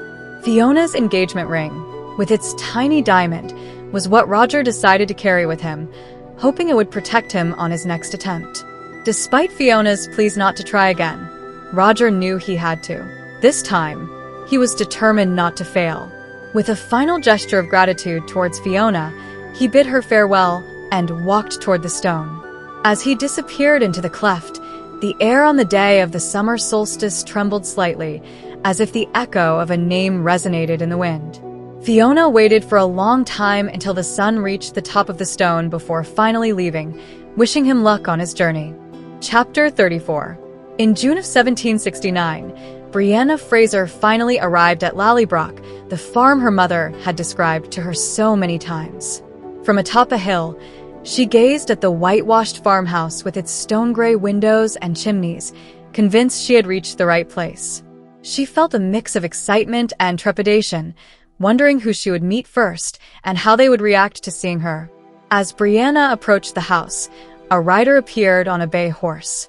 It was a young man with a dark face and brown eyes, and upon realizing Brianna was a woman, he was surprised but greeted her courteously. Brianna explained that her name was Brianna Fraser, and upon hearing this, the young man introduced himself as Jamie Fraser Murray, the son of Ian and Jenny Murray and her cousin. The expression of surprise on young Jamie's face soon turned into a smile as he realized Brianna's resemblance to her father, Jamie Fraser. When they reached the house, Brianna was welcomed by Janet, the young Jamie's sister, and by 4 children running around the house. Soon, Jenny Murray, Jamie Fraser's sister, appeared. Jenny recognized her immediately and, with a mix of emotion and surprise, embraced her warmly, happy to see her brother's daughter. However, Brianna's arrival did not go unnoticed. Leaguer Mackenzie, a woman Jamie had married during Claire's absence, burst onto the scene, full of resentment and accusations. Upon discovering that Brianna was Jamie's daughter, Leaguer accused her of being the daughter of the witch Claire, a woman she blamed for all her misfortunes. Brianna, trying to stay calm, revealed the pearl necklace her father had given Claire as proof of her identity. Jenny, upon seeing the necklace, became emotional, confirming that Brianna was indeed Jamie and Claire's daughter. Despite the tension with Leaguer, Brianna was warmly received by Ian, who offered her to stay a few days at Lallybroch before continuing her journey. During those days, Ian showed her around the house and farm, and they shared stories about Jamie and Claire. Ian explained that the farm had been bequeathed to young Jamie after Culloden, but now that Brianna had appeared, they wanted to know what decision Jamie would make about Lallybroch. Brianna also had the chance to see a letter Jamie had written from North Carolina, where he described life at Fraser's Ridge. The letter confirmed to her that her parents were well, though they lived in a remote and dangerous place. Ian and Brianna also discussed Jamie's marriage to Leaguer. Ian revealed that Jenny had pressured Jamie to marry Leaguer after believing Claire was dead. Though the marriage had not been happy, Ian assured Brianna that Jamie had left Leaguer's house before Claire returned. At the end of the chapter, Ian expressed his joy at having Brianna at Lallybroch, and Brianna felt comforted knowing that, though there was much to learn and understand, her family welcomed her with love and hope. Chapter 35. The Inverness market had a dense, dark atmosphere, with a mix of smells that reminded Brianna of the pet store in Boston. A group of men, women, and children were huddled in a corner, offering their services as servants, some with hope reflected in their eyes, while others showed fear. Brianna was there with her cousin, young Jamie, looking for a servant to accompany her on her journey to America, though she didn't actually want company. While Jamie examined the possible candidates, Brianna ate a delicious stuffed pie he had bought for her. A man approached her, desperate to offer his daughter, Lizzie, as a servant. Brianna, surprised and moved, accepted the man's plea, who feared his daughter would fall into the hands of a man who wanted her as a concubine. Seeing Lizzie's vulnerability, a fragile and frightened young woman, Brianna decided to take her to America. Despite her cousin's resistance, Brianna stood firm in her decision to take Lizzie, showing the same stubbornness that characterized the Frasers. Finally, Ian, her uncle, accepted the decision, though he warned that Brianna would have to protect Lizzie, not the other way around. The day of the journey arrived, and as the ship set sail, Brianna watched as the Scottish coast faded into the distance. Though she had never considered herself Scottish, she felt a strange sadness in leaving that place and the family she had met at Lallybroch. Clutching a stone in her hand for strength, Brianna held on to the hope of fulfilling her promise and returning to Scotland one day. Lizzie, beside her, remained stoic, but Brianna knew she was also scared. Wrapping the young woman in her shawl, Brianna tried to comfort her, assuring her that everything would be fine. Though goodbyes were painful, Brianna was determined to fulfill her mission and find her parents in America, knowing that one day she might return to Scotland and reunite with her home and Roger. Chapter 36. In July of 1769, Roger walked the streets of Inverness, recognizing places that had changed little in 200 years. Despite the differences, the city felt familiar, especially the River Ness, which still flowed as always. Though he noticed that some things had changed, like the absence of the imposing buildings and steeples he remembered, the essence of the place remained the same. With a mix of nostalgia and a sense of déjà vu, Roger headed toward the docks, knowing he had to focus on finding Brianna. He entered a port tavern, where the atmosphere felt similar to what he had experienced a week earlier in his own time. Though the place had a warm ambience, the strong taste of the beer surprised him. As he watched men bargaining and selling passages to the colonies, he witnessed a heartbreaking transaction in which a father was forced to sell his daughters to survive. Disturbed by the scene, Roger decided to leave the tavern and head to the harbor master's office. In the office, Roger reviewed the logbook, searching for Brianna's name. At first, he didn't find it and felt growing despair. But finally, he saw a name that stopped him. Fraser. Brianna Fraser. With deep relief, he knew she had taken the ship Philip Alomo to Charleston, South Carolina, on July 4th, 1769. Though he wasn't sure if that was her final destination, he was certain he had to follow her. With that information, Roger asked the clerk if there was any ship departing soon for the colonies and was told that the Gloriana would set sail in 2 days for the Carolinas. Determined to find Brianna, Roger headed to the tavern where the Gloriana's captain, Captain Bonnet, a man with a soft Irish accent and cold eyes that seemed to see through him, was. After a brief conversation, Roger secured a place on the ship as a sailor, accepting the conditions offered. As he left the tavern, Roger felt a chill on the back of his neck, but he was determined to move forward. He had taken a crucial step in his search for Brianna and didn't intend to stop until he found her, no matter the dangers that might await him on the way. Chapter 37. Before boarding the Gloriana, Roger considered himself in good physical shape, but the harsh reality of the work on the ship quickly made him reconsider. Though he was stronger than many of his companions, the fatigue of heavy labor, constant cold, and dampness took their toll on him.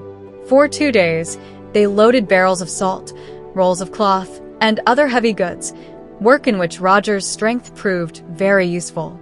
At dusk, passengers began boarding, a crowd of emigrants laden with all their possessions.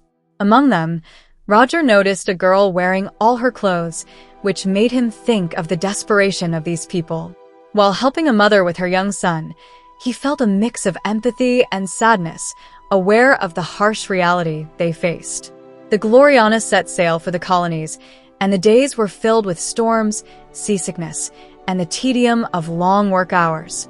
Roger, with his experience in herring fishing, remained free from seasickness, allowing him to focus on his work and observe the passengers. He felt a connection with them, seeing them as the seed of a new nation. One day, a woman named Morag, whom Roger had noticed since Inverness, approached him along with an elderly woman who asked for more water for Morag, who was nursing a baby. Despite the roughness of the situation, Roger obliged and filled the bucket with water, feeling the gratitude and shame of the young woman. Though the days passed in routine and daily tasks, Roger's thoughts were always with Brianna. He remembered her face easily, but what tormented him was the uncertainty about her feelings and his own. He wondered why Brianna had decided to cross the stones without telling him, and that doubt gnawed at him, making him question not only his decisions, but also the nature of his love for her. Roger knew he would follow her to the ends of the earth, but the pain of not knowing if he would find her or if she truly loved him tormented him.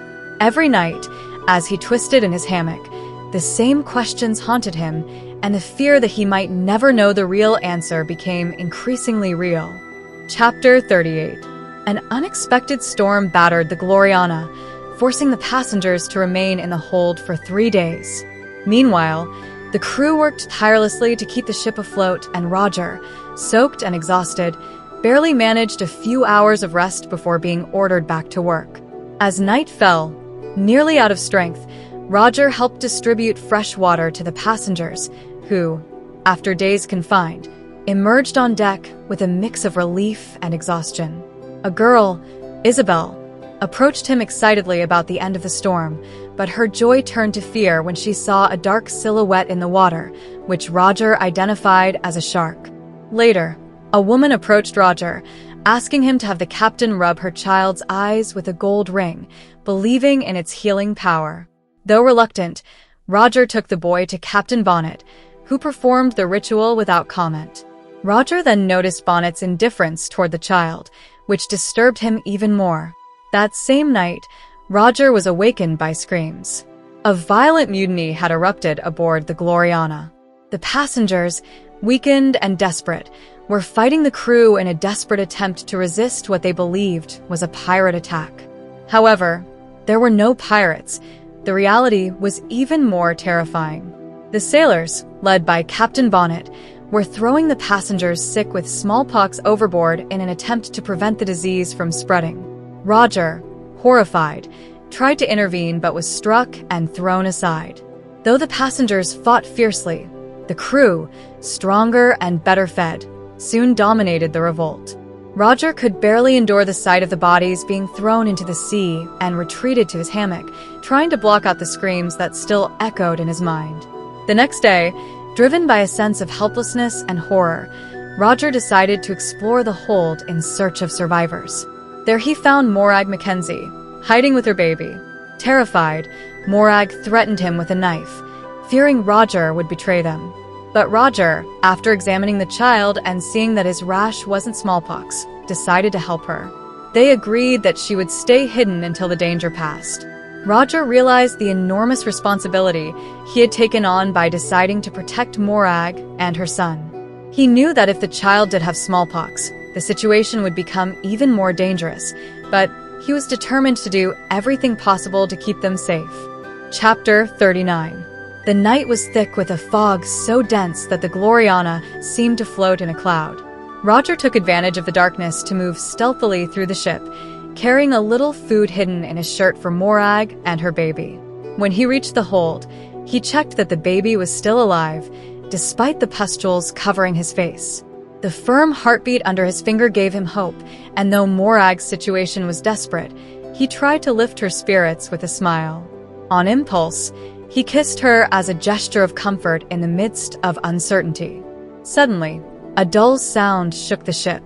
Alarmed, Roger headed to the deck, where he found Captain Bonnet, who explained that the noise came from a whale scratching itself against the ship's hull to rid itself of barnacles. Despite the seemingly casual explanation, the tension in the atmosphere didn't diminish. Bonnet, with his usual soft and dangerous tone, began questioning Roger about his motives for helping Morag and her baby. Realizing that Bonnet knew of his complicity, Roger tried to justify his action out of pity. However, Bonnet, with a sadistic gleam in his eyes, proposed a bet, to flip a coin to decide the baby's life or death. Heads, he would live. Tails, he would die. Roger, with no other option, accepted the challenge. He flipped the coin, his heart pounding with desperation. To his relief, the coin landed on the side that saved the baby's life. Bonnet, with a cold smile, picked up the coin and began telling Roger the story of his life. The captain revealed how he had survived an attempted ritual sacrifice in his youth, an experience that had marked him deeply. He had been thrown into a pit in the foundations of a building by his coworkers, who had decided, after flipping a coin, that another should die in his place. Years later, Bonnet had tracked down each of those men and killed them, always using the same coin to decide their fate. Roger, chilled by the story, realized that Bonnet now used the same coin to toy with his life. In a final challenge, the captain proposed repeating the bet, but this time to decide Roger's fate. With his heart in his throat, Roger flipped the coin, choosing tails. Against all odds, luck was on his side, and Bonnet, after a tense moment of waiting, walked away, leaving him alone on the deck, exhausted and stunned by the closeness of death. Part 9. Passionately. Chapter 40. In the colony of North Carolina, Brianna and Lizzie faced their third bout of fever. Lizzie, despite her insistence on continuing, was weakening more and more during their journey to Wilmington. Brianna, worried about her young companion's health, cared for her as best she could, fearing that Lizzie might have malaria. Once in Wilmington, Brianna desperately sought medical help for Lizzie. A young apothecary, with the confidence of his clean attire, tried to cure the girl with bloodletting, but Brianna, distrustful and angry, drove him out. Despite Brianna's efforts to relieve Lizzie, the fever remained a constant threat. Determined to find her mother and get help for Lizzie, Brianna decided to sell their horses and look for a boat to take them upriver to Cross Creek. There, she hoped to find her great-aunt Jocasta Mackenzie, with the hope that she could guide them to her mother, Claire.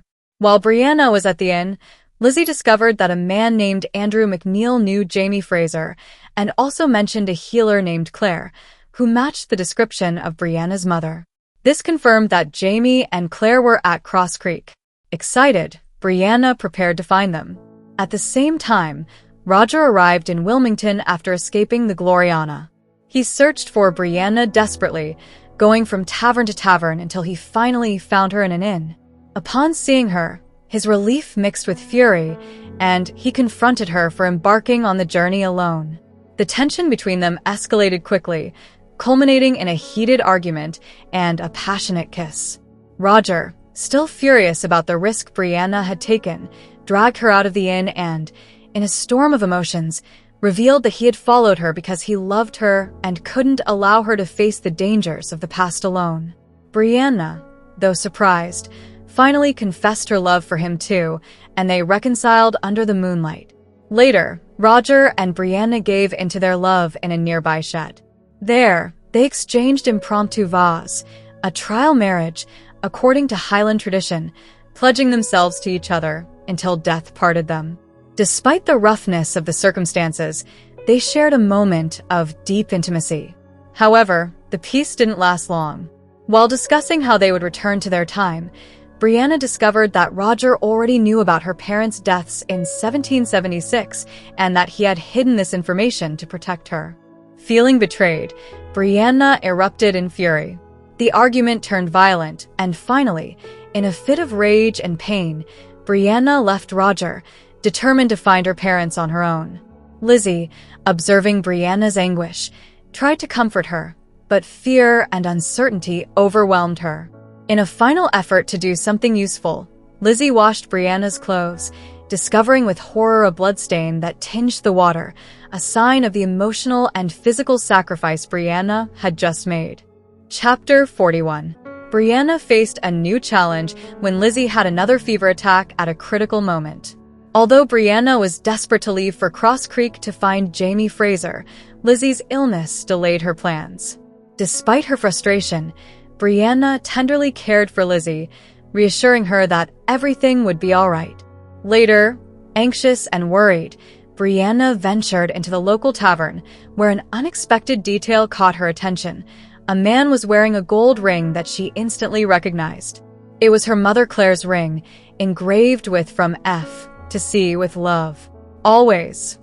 Shock and fear gripped Brianna as she realized that this man might have harmed her mother, but she kept her composure and feigned interest in the ring, planning a meeting the next day to gather more information.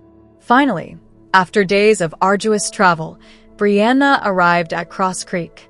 Though Lizzie was weak, they reached their destination. In town, Brianna encountered Jamie Fraser. At first, the meeting was awkward and tense, as Jamie didn't recognize her immediately. However, when Brianna revealed that she was his daughter, Jamie's shock was evident.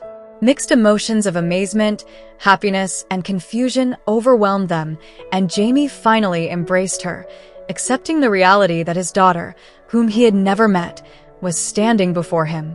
Brianna and Jamie spent time together, with Jamie showing her his life in North Carolina and introducing her to his extended family. Brianna Jocasta and other family members warmly welcomed her, and Brianna began to feel that she finally had a place in this time. Later, they attended the trial of Fergus Fraser, who had been unjustly accused of assault. With Jamie's intervention and the presentation of legal documents, Fergus was acquitted. The trial not only demonstrated Jamie's cunning but also the loyalty and strength of his family. After the trial, Marzali, Fergus's wife, proudly revealed that she had been the one who had struck the deputy who had tried to collect unfair taxes. After the excitement of the trial, Jamie and Brianna returned home to Fraser's Ridge. Meanwhile, Claire, busy with her medical practice, did not expect the surprise that awaited her. Hearing voices outside, she went out and found Jamie and Brianna sitting together, the sun shining on their hair. The reunion between mother and daughter was emotional and full of joy. Brianna ran to Claire and hugged her tightly, both laughing and crying at the same time. Finally, Claire, still stunned by her daughter's presence, tried to find words, but Brianna interrupted her with a joke, leaving Jamie bewildered. The reunion was a moment of pure happiness, bringing the family together in a time and place where the strength of their bonds was all that mattered. Part 10. Fractured Relationships. Chapter 42. Brianna was awakened by Jamie, who invited her to join him on a mountain hunt before dawn. Though still sleepy, she quickly got ready, stepping out into the cool, dark morning air, where the world seemed unreal. Jamie, already prepared with his tools and provisions, was waiting for her. They set off in silence, leaving the shelter behind and venturing into the forest. As they progressed, the surroundings came to life with the first sounds of nature at dawn. Jamie and Brianna enjoyed the walk, sharing a simple breakfast of apples and bread by a stream. Brianna felt connected to nature, though her thoughts were divided between her present and the ties that bound her to her mother, Jamie, and Roger. The hike led them to a ravine, where Jamie showed her a special place he wanted to share with her. From there, they could see hills and valleys, a view that filled them with peace. As they rested, they talked about life in the mountains and how Jamie had found his place in that wild and beautiful environment. Brianna, though impressed by the serenity of the place, couldn't help but think of Roger, who still occupied her mind. As the day progressed, Jamie explained that they were hunting bees, a process that required patience to follow the small creatures to their hive. After several hours, they found a hive in a fallen log. Jamie showed her how to extract the honeycomb without harming the bees, a task that required skill and calm. Together, they managed to secure the honeycomb and prepared to return home. On the way back, they talked about the moon and the stars. Brianna shared with Jamie how, in her time, men had landed on the moon, a fact that Jamie listened to with amazement, though he found it hard to imagine. The conversation flowed naturally, bringing them closer in their father-daughter relationship. Back at Fraser's Ridge, the night was warm and quiet. Jamie, still unable to sleep, was deep in thought as he watched the moonlight stream through the window. Claire, who was beside him, sensed his unease. Jamie expressed his sadness at knowing that Brianna would eventually have to return to her time, a thought he shared with Claire, though they both knew it was the right thing to do. Claire, with her characteristic tenderness, reminded him that although Brianna would have to leave, she would always remain with them in spirit, just like their first daughter, Faith, whom they had lost years ago. They remembered Faith with love, reaffirming that the bond with their children never breaks, no matter the distance or time. Finally, they drifted off to sleep, comforted by the presence of the moon that bathed them in its tranquil light. Chapter 43. Claire had never liked Ronnie Sinclair, and she liked even less the way he looked at her daughter Brianna. During a visit to the cooper to order whiskey barrels and a walnut cask, Sinclair mentioned something that caught the attention of both women. Someone named Hodgepile, a stranger in the region, had been asking questions about Jamie Fraser. The mention of this man put Brianna on alert, eagerly awaiting any news about Roger, but this name meant nothing to her. After Sinclair confirmed that he hadn't heard of Roger Wakefield, Claire and Brianna, with Lizzie and Ian, headed back home. Claire took the opportunity to examine Lizzie in the sunlight. The girl, though still thin, showed signs of improvement, which reassured Claire.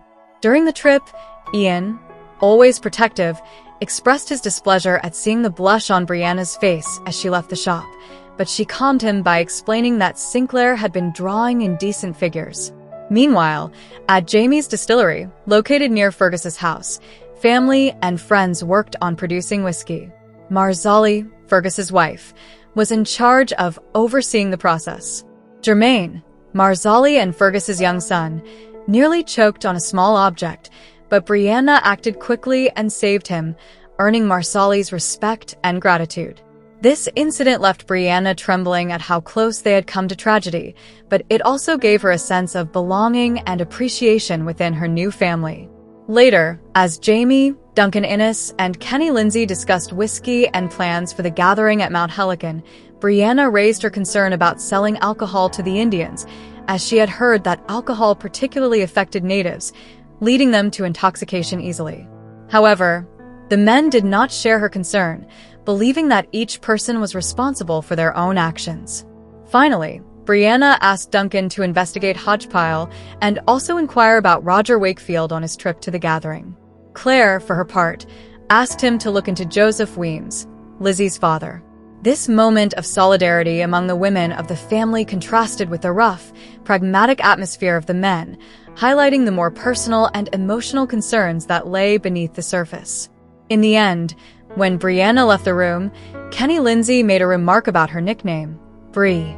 Jamie explained with a smile that in Scotland, a Brie meant a great commotion, a comment that left Claire reflecting on how fitting the name was for her daughter, who had caused a great commotion in everyone's lives. Chapter 44. It was a warm October day, and Jamie Fraser was on his land, chopping wood. As he swung the axe skillfully, his mind wandered to deeper thoughts, reflecting on his connection with Brianna. Though he loved his nephews, especially Ian, he felt that Brianna was something more, an intimate and deep bond, a part of his own flesh and blood. He also thought about Frank Randall and what it must have been like to raise another man's daughter.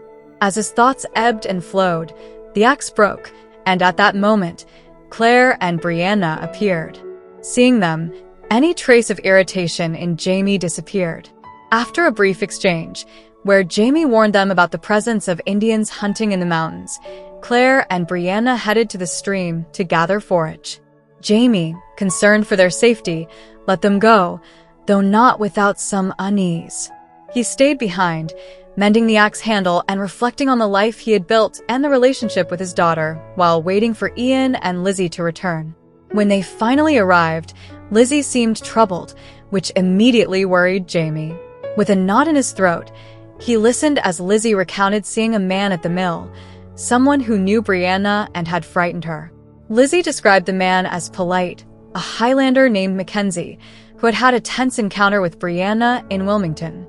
Lizzie, though terrified, had followed Brianna's instructions not to intervene and had stayed up all night praying for her mistress. Lizzie's story of how Brianna had returned at dawn, showing clear signs of having been with Mackenzie, was like a blow to Jamie. The mention of the man's scent on his daughter's body and Lizzie's certainty that Brianna was pregnant unleashed a cold fury in Jamie. Everything fit: Brianna's changing behavior, her mood swings, and Claire, who surely knew everything and hadn't told him. The betrayal he felt toward Claire was bitter, but his priority at that moment was to protect his daughter. Ian, showing surprising maturity, had taken quick action by taking Mackenzie's horse, ensuring that the man couldn't follow them immediately. Jamie, with his mind racing, decided he needed to act before Mackenzie could claim Brianna. He ordered Ian to arm himself while he prepared to face the situation. Before leaving, he asked Lizzie to keep quiet about what had happened, warning her with a threatening joke not to tell Claire or Brianna anything. Lizzie, frightened and full of remorse, watched as Jamie walked away, aware that she had set something much larger in motion than she could have anticipated. Chapter 45. Brianna and Claire walked through the forest, crunching dry leaves underfoot, as they chatted about what they had heard in their childhood about Indians. Claire explained that in wetter times it was possible to move without making noise, but at that moment, any movement produced a crunch. They reached a stream and separated, Brianna to gather watercress, and Claire to search for mushrooms. As Claire watched her daughter, she noticed that something was bothering her. Although Brianna's relationship with Jamie had improved significantly, the tension in Brianna was palpable. Claire decided that this walk would be the perfect opportunity to talk privately with her and address what she suspected. When they met again, Claire was direct, asking if she was pregnant and if the baby was Roger's. Brianna, surprised but relieved, confessed that she was 2 months pregnant. The relief Brianna felt was not so much from being discovered, but from sharing an overwhelming secret, knowing that her mother couldn't fix it. Claire, worried about the situation, insisted that Brianna needed to return to the Stones in Scotland before the baby was born, as traveling through time with a newborn would be extremely dangerous. She explained that waiting until after the birth would mean having to make a long and dangerous journey across the Atlantic, which could be fatal for both her and the baby. Brianna, however, raised the uncertainty of whether she could return to the correct time and mentioned that Roger had read in Gillis Duncan's notebook that gemstones could help direct the journey, though all of that was speculation. During the conversation, Claire mentioned the possibility of another portal in Haiti, in a cave in the jungle, which offered more time to find Roger. But just when it seemed that Claire was reaching a solution, Brianna dropped a bombshell. The baby wasn't Roger's. In a moment of painful sincerity, Brianna confessed that the baby's father was Stephen Bonnet. Claire, incredulous, asked for details, and Brianna told her how, in an attempt to retrieve her mother's ring, she had encountered Bonnet. He had subjected her to a humiliating and violent sexual assault.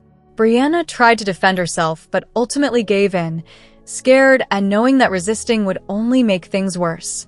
After that encounter, Bonnet, mocking, offered her the ring along with money, which Brianna took before escaping from the ship. Claire, stunned, listened to her daughter's story, filled with rage and helplessness. Brianna's pain was palpable, and the conversation revealed the deep emotional scars she was carrying. In an attempt to relieve the tension, Claire made a joke about the contraception method Roger had used, highlighting the inevitability of the pregnancy. The chapter ended with Claire absorbing the terrible truth about what had happened to her daughter and the complications they now faced, both in finding Roger and in the future of the baby on the way. Chapter 46. Roger trudged along the road, exhausted but driven by his proximity to Brianna. Though he had been robbed of his horse and belongings, the thought of being with her soon kept him going. Despite his disheveled appearance, he knew he didn't care what Claire and Jamie Fraser thought of him, as all his thoughts were focused on Brianna. As he neared his destination, Roger was lost in thoughts about Brianna's meeting with her parents, wondering what that first encounter with Jamie Fraser had been like. He reflected on the adventure he had experienced, from the dangers to the wonders, and on what he had learned. However, what tormented him most was the feeling of having underestimated Brianna and not being completely honest with her. Suddenly, Roger found his horse, tied to a tree in a clearing, and felt relieved, though puzzled. However, his relief vanished when a young man, Ian, appeared holding the pistol that had been stolen from him. Before Roger could react, another man emerged from the shadows, Jamie Fraser. The imposing presence and familiar features, so similar to Brianna's, left Roger speechless. Jamie Fraser looked at him with an intensity only a protective father could have, demanding to know if he had deflowered his daughter. Roger, confused and nervous, tried to explain himself, but before he could do so properly, Jamie struck him hard in the stomach, starting a brutal fight. Despite Roger's efforts to defend himself, Jamie, with years of combat experience, dominated him effortlessly. The fight was relentless, with Roger receiving brutal blows and barely managing to defend himself. Jamie punished him with each punch, fueled by an intense fury that Roger couldn't fully comprehend. In the midst of the struggle, Roger tried to remember his reasons, his love for Brianna, and his right to be with her, but every attempt to explain or reason was stifled by Jamie's violence. Finally, when Roger fell to the ground, unable to move from the pain, Jamie delivered a final blow, nearly knocking Roger unconscious. At that moment, with a cold, clear thought, Roger realized the gravity of the situation. He was about to die at the hands of the father of the woman he loved. Chapter 47. Night had already fallen when Jamie returned home, and the tension in the air was palpable. Brianna and Claire had eaten dinner in silence, barely touching their food. Lizzie, usually with a good appetite, had also lost her desire to eat. Uncertainty hung over them all like a specter. Jamie entered with injured hands and a face that reflected the day's exhaustion. Claire, worried, approached to examine him.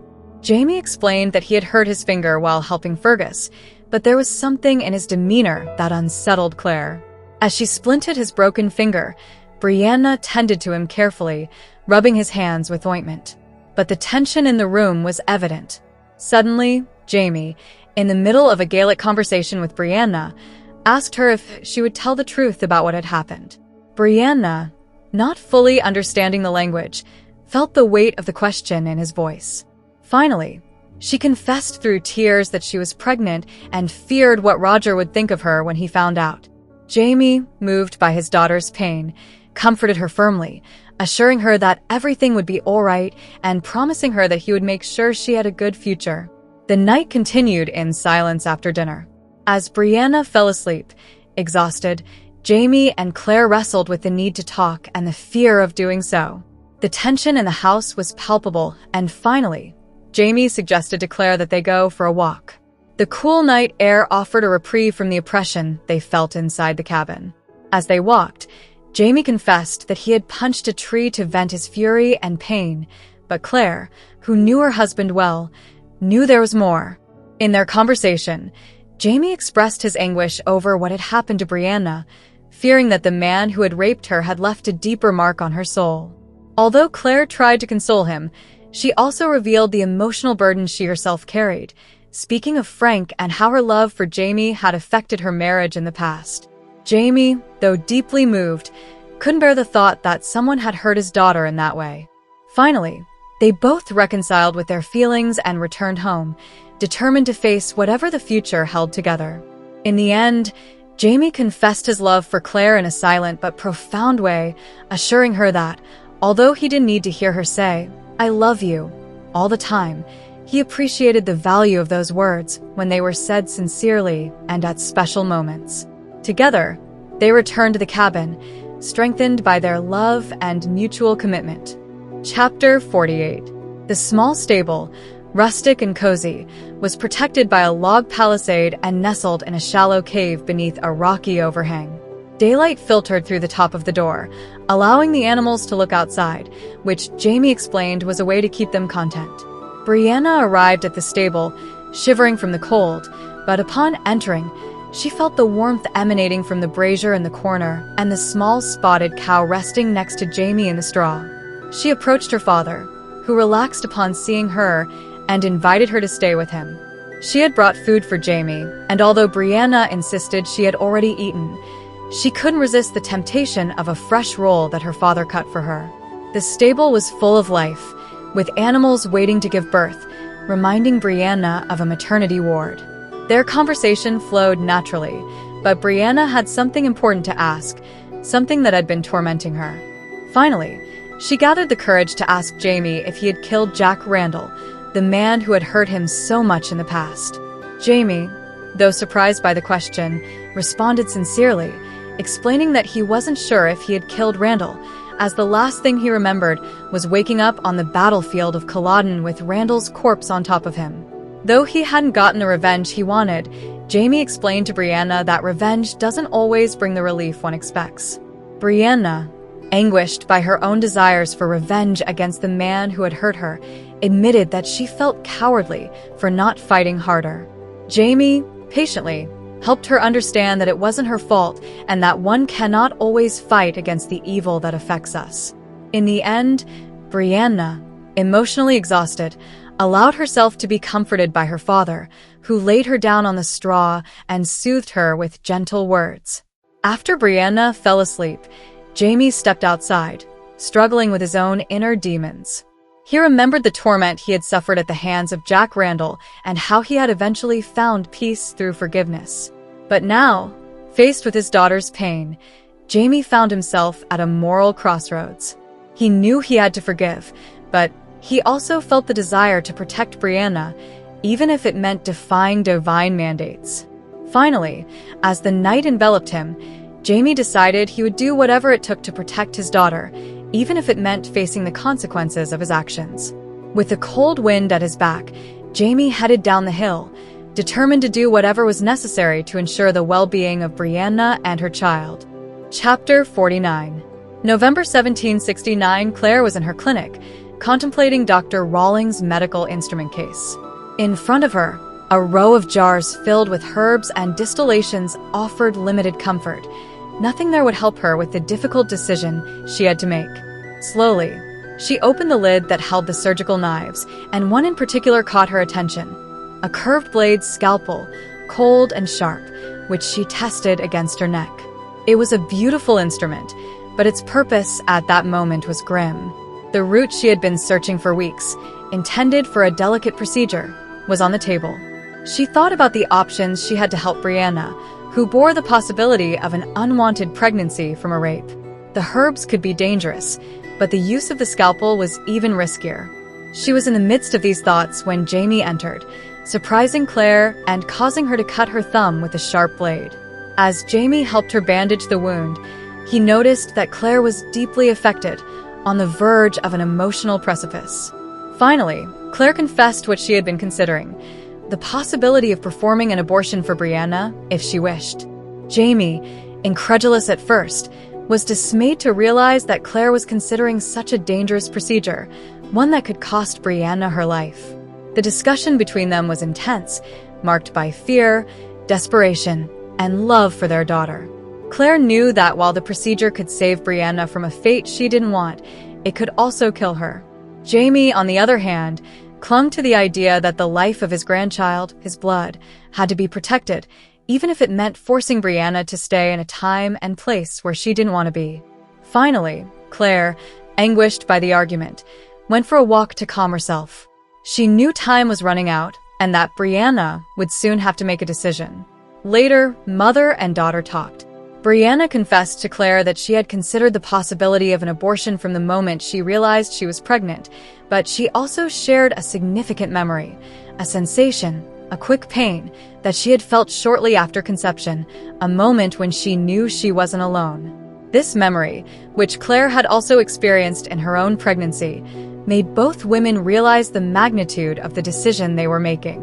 In the end, Brianna, though full of doubts, decided to go ahead with the pregnancy, clinging to the possibility that the child was Roger's, the man she loved. Claire, relieved and emotional, set aside the scalpel and approached her daughter, reaffirming the deep love she had for her, a love that had been present from the beginning. Chapter 50. By the end of November, the cold had settled in Fraser's Ridge, and anxiety hovered around the house like a specter. The lack of news about Roger Wakefield kept everyone on edge.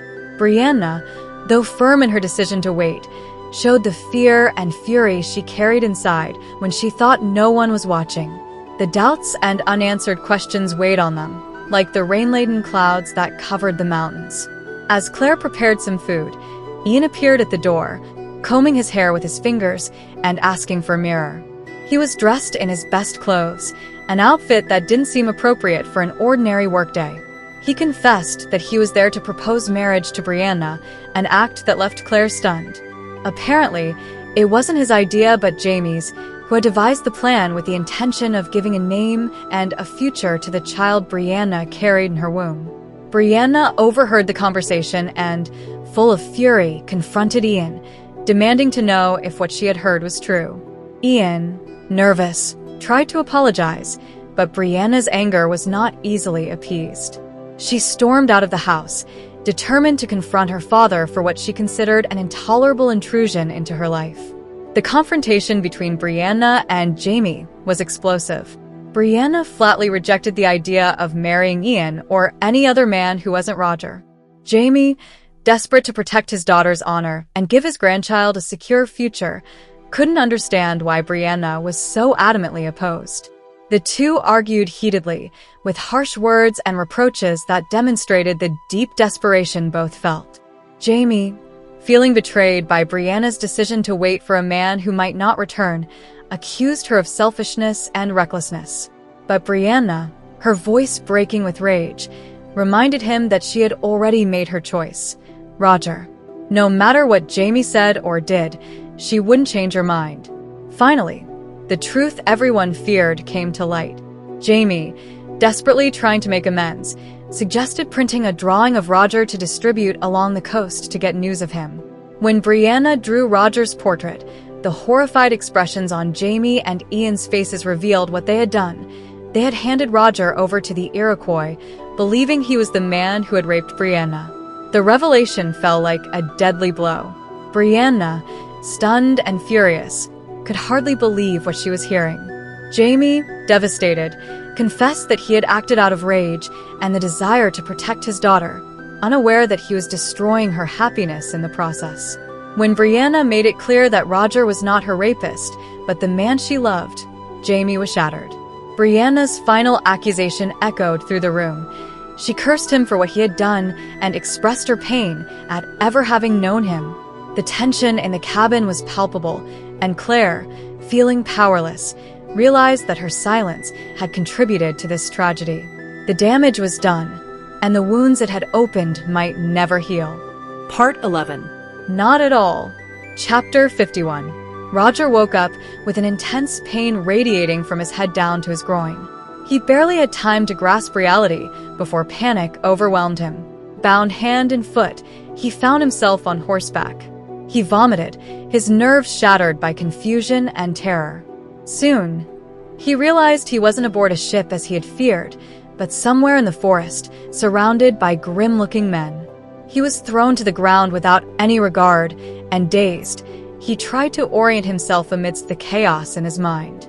The image of Brianna appeared in his memory, a vision he tried to cling to so as not to lose himself in the darkness that engulfed him. But it was soon replaced by the furious face of Jamie Fraser, remembering how he had attacked him and left him in the hands of the Indians.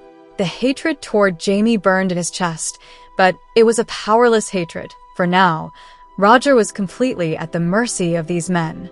As the days passed, Roger was forced to march alongside the Indians, always under strict watch and with his hands tied.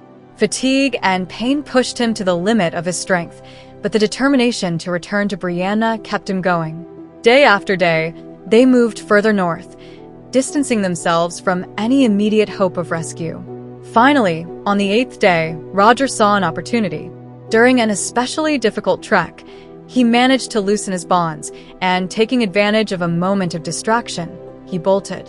He ran through the forest with desperate energy, but the Indians were close behind. After an intense chase, Roger managed to escape into a labyrinth of rhododendrons, a place he knew many never managed to leave. Lost in this natural maze, Roger struggled to stay calm. He knew he had to keep moving, but the terrain and circumstances forced him to stop. Exhausted, he curled up among the plants to rest, unsure if he would wake up to find the Indians waiting for him. When he finally emerged from the labyrinth, he found himself in a strange place, a clearing surrounded by stones with ancient carvings. He realized he had found another circle of stones, similar to the one that had brought him to this time. Fear and the possibility of escape gripped him. The precious stones in his pocket offered him the chance to return to his time, but doing so would mean abandoning Brianna. As Roger pondered his situation, a figure appeared in the darkness. Before he could react, he was caught by a rope that immobilized his arms. Horror paralyzed him, but He couldn't afford to lose hope. The betrayal he had suffered consumed him, but his will to survive and find Brianna remained stronger than any fear. Chapter 52. Brianna was at River Run, where the cold December rain seemed to mirror the sadness and confusion she carried in her heart. The memories of her last confrontation with Jamie Fraser still echoed in her mind. The words of hatred and frustration they had exchanged, especially when she had shouted that her real father, Frank Randall, would never have said what Jamie had, were like knives that stabbed at her conscience over and over again. After that fight, Jamie and Ian had disappeared into the night, leaving her with Claire, who tried to console her as best she could. Although Brianna felt grateful for her mother's support, she couldn't help but notice Claire's internal struggle, torn between her desire to help Brianna and her concern for Jamie. That night, the young woman understood the weight of the betrayal both of them felt, a betrayal that seemed to have broken something deep and essential between father and daughter. At dawn, Jamie had returned to talk to Claire, murmuring words Brianna couldn't hear. Shortly after, Claire and Jamie took her to River Run, insisting she stay there while they searched for Roger. Although Brianna wanted to accompany them and find Roger herself, she had to accept reality. She was over 4 months pregnant and couldn't risk giving birth in the mountains. Days passed, and life at River Run continued its course. The luxurious home of her great-aunt Jocasta was a refuge of comfort compared to the cabin where she had lived with Jamie and Claire. Brianna got used to the daily routine, enjoying the warmth of the home and the activities Jocasta offered her. However, she couldn't help but feel a constant sadness, a sense that her life was incomplete without Roger by her side. Each morning, Brianna woke at dawn, a habit acquired in the cabin, and spent time recognizing the changes in her body. The presence of the baby was a constant in her life, a mixture of comfort and challenge. Although she sometimes felt lonely and scared, she also found a new strength within her, a determination to protect her child and face whatever came. One morning, as she watched the snow covering the garden at River Run, she felt a deep connection with the baby growing inside her. That connection gave her the courage to face the reality of her situation. Although Jamie and Roger were far away, although the betrayal and pain still burned in her heart, Brianna knew she wasn't alone. She had her child, a part of herself that gave her the strength to carry on. With renewed determination, Brianna accepted that her role had changed. She was no longer just Jamie Fraser's daughter or Roger Mackenzie's wife. Now she was a mother, and her priority was to protect her child, no matter what happened. Chapter 53. From the moment they left Fraser's Ridge, Jamie's silence was almost absolute. He hadn't spoken much to Ian and to Jocasta. He had only said the necessary words in Cross Creek. But to Claire, he said nothing at all. Throughout the journey to the Tuscarora village of Tenago, Claire felt the weight of guilt, as if each step they took sank her deeper into an emotional abyss.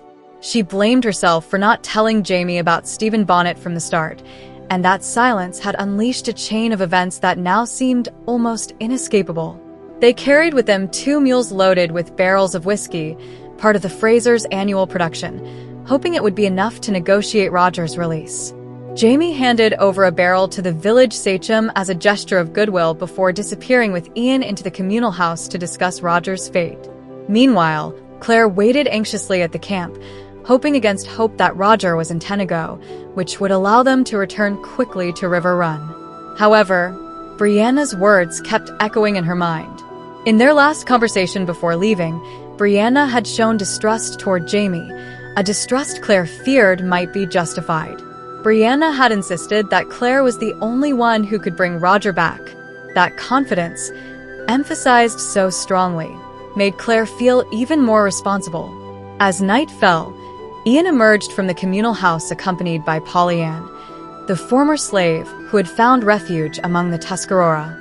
Claire was glad to see her and felt reassured to learn that Pollyann was respected and valued for her healing skills. During their conversation, Pollyann revealed a disturbing detail about the night the woman died at the sawmill. She had seen a large white man with smallpox scars quickly disappear into the woods. Jamie and Claire deduced it was probably Murchison, the man who had caused so much chaos trying to cover up a murder he had committed. This discovery only intensified the sense of guilt and responsibility Claire felt. Jamie, seemingly unmoved, revealed that Roger had been sold to the Mohawk in a village to the north and that Onikara, their Tuscarora guide, would lead them there. With each word, Claire noticed how torn Jamie was by everything that had happened, from the confusion with Roger to Brianna's rape. Later, when Claire joined Jamie in the tent, she realized the distance that had opened between them, a gap created by pain, pride, and guilt. It was then that Ian, with his young but perceptive gaze, made her see that Jamie blamed himself for what had happened, believing Claire blamed him too. But Claire wasn't angry with Jamie. In reality, both were trapped in a cycle of mutual guilt, unable to communicate and heal their wounds. When Claire slid under the blanket beside Jamie, the silence that had kept them apart finally broke. As she opened up to him, Claire understood that what they needed wasn't more guilt, but mutual comfort. She assured Jamie that he wasn't to blame for what had happened, that Stephen Bonnet was the true culprit, and that although events had overwhelmed them, they couldn't let that guilt destroy them. Jamie, however, confessed a feeling of jealousy toward Frank Randall, the man who had raised Brianna. Brianna's words during their fight had deeply hurt him, making him feel as if Frank had been a better father, a better man. Claire tenderly assured him that Brianna hadn't meant those words, and that the love and pain they shared were proof of their deep bond. As they moved north, the weather grew increasingly inhospitable, reflecting the difficult path ahead. Claire knew that finding Roger and bringing him back to Brianna was crucial, but she was also aware that the true test would be restoring trust and love within their own family. With each step toward the Mohawk village, Claire prayed that forgiveness and redemption would be possible, both for Jamie and Brianna. Chapter 54. February 1770. Roger had been a captive in the Mohawk village for 3 months, by his reckoning, based on the knots he had tied in his string. At first, he was barely aware of his surroundings, dazed by exhaustion and pain. The Mohawks, with their tattooed faces and dressed in furs to protect themselves from the cold, had received him brutally. After being beaten and humiliated in a cabin, he was forced to run through a gauntlet of men and women who struck him with sticks as he passed. Each blow staggered him, and at the end of the line, a blow to the stomach and another to the head sent him sprawling, rolling through the icy snow, bleeding and nearly unconscious. After that welcome, the Mohawks treated him with indifference, but without cruelty. Roger became their slave, assigned to minor tasks, and although he was given enough food and a decent place to sleep, he was beaten if he failed to follow orders. Over time, he began to learn a few words in Mohawk, taught by a young girl who at first watched him with amusement, but then began inviting other girls to join in the teaching. Through these interactions, Roger learned that he was among the guardians of the Eastern Gate of the Iroquois League. One day, the arrival of a group of Mohawks and a Jesuit priest disrupted the village's routine. Roger, intrigued, tried to approach but was pushed back. From the women's conversations, Roger learned that the priest, named Father Alexander, came from a village to the north and that his presence was related to a delicate matter. As the days passed, tension in the village was palpable, but Roger couldn't quite grasp what was happening. A week after the priest's arrival, Roger was taken out by a group of Mohawk hunters and, upon returning to the village, was brought to a small hut where he found himself face to face with Father Alexander. Speaking to someone in his own language was a relief for Roger. The priest, though considered a guest by the Mohawks, acknowledged that the line between guest and prisoner was thin and could change at any moment. During their conversation, Roger confessed that he had been betrayed and sold to the Mohawks, and Alexander asked if anyone could pay a ransom for him, to which Roger, desperate, shook his head. Later that night, 4 Mohawk warriors entered the hut, lifted the priest, and stripped him naked. Roger instinctively tried to intervene, but was quickly subdued. With horror, he watched as the Mohawks subjected Father Alexander to humiliating torture, bringing burning brands close to his body. The priest was dragged outside, leaving Roger with a deep sense of helplessness and fear. Hours later, the Mohawks threw Alexander's naked and wounded body back into the hut. They had cut off an ear and part of his scalp, and though he was severely injured, he was still alive. Roger, shocked, tried to comfort him and ease his pain as best he could, giving him water and holding him in his arms. As the night wore on, Roger, desperate to soothe the priest, whispered words of comfort, though he knew the situation was critical. As he cradled the priest in the darkness, Roger tried to maintain his composure and keep talking, anything to keep hope alive in the midst of despair. He clung to Alexander, trying to convince him, and perhaps himself, that everything would be all right. But deep down, both knew that their lives hung by a very thin thread in the hands of the Mohawks. Chapter 55. River Run, March 1770. Brianna carefully ran the brush over the palette, adding subtle shadows to the landscape she was painting. As she worked, she heard footsteps approaching along the path from the house. She recognized the peculiar rhythm of Ulysses' walk, the slave tasked with assisting Jocasta, and felt a growing unease. It wasn't Jocasta's company that bothered her, but the constant presence of Ulysses, always observing and describing every detail to his mistress. Jocasta arrived wrapped in her cloak, smiling as always, despite her blindness. Noticing that Brianna was sheltering from the cold behind Hector Cameron's mausoleum, she suggested that it was time to return to the house. Brianna, though not entirely willing, began gathering her painting materials but resisted handing over her sketchbook, deciding to carry it with her. As they walked back to the house, Jocasta mentioned they would be receiving visitors that day, Judge Alderdice and his mother. Brianna, though weary of River Run's constant social life, prepared for the occasion. However, a conversation with Phaedra, a slave who helped her dress, left her perplexed. It seemed that Jocasta had changed her will to leave River Run to Brianna, news that caused surprise and indignation. She wanted nothing of the sort, but it seemed Jocasta was determined to keep the plantation in her bloodline, even if it meant marrying her off to a man who could manage the property. Brianna felt trapped by Jocasta's plans, which seemed to disregard her feelings, especially her devotion to Roger, still missing.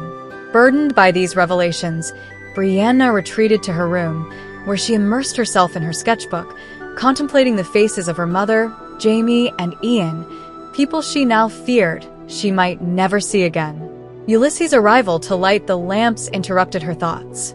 Although she initially refused him, the butler continued his task, and Brianna, driven by curiosity, asked him an unexpected question. "Do you want to be free?" Ulysses, surprised by the question, shared his story. Born free, he had been sold into slavery after his mother's death, but, despite everything, had been fortunate to be acquired by Hector Cameron, who valued his intelligence and educated him in skills that allowed him to rise in the Cameron household. The conversation revealed to Brianna the complexity of Ulysses' life and, in some way, made her reflect on her own situation.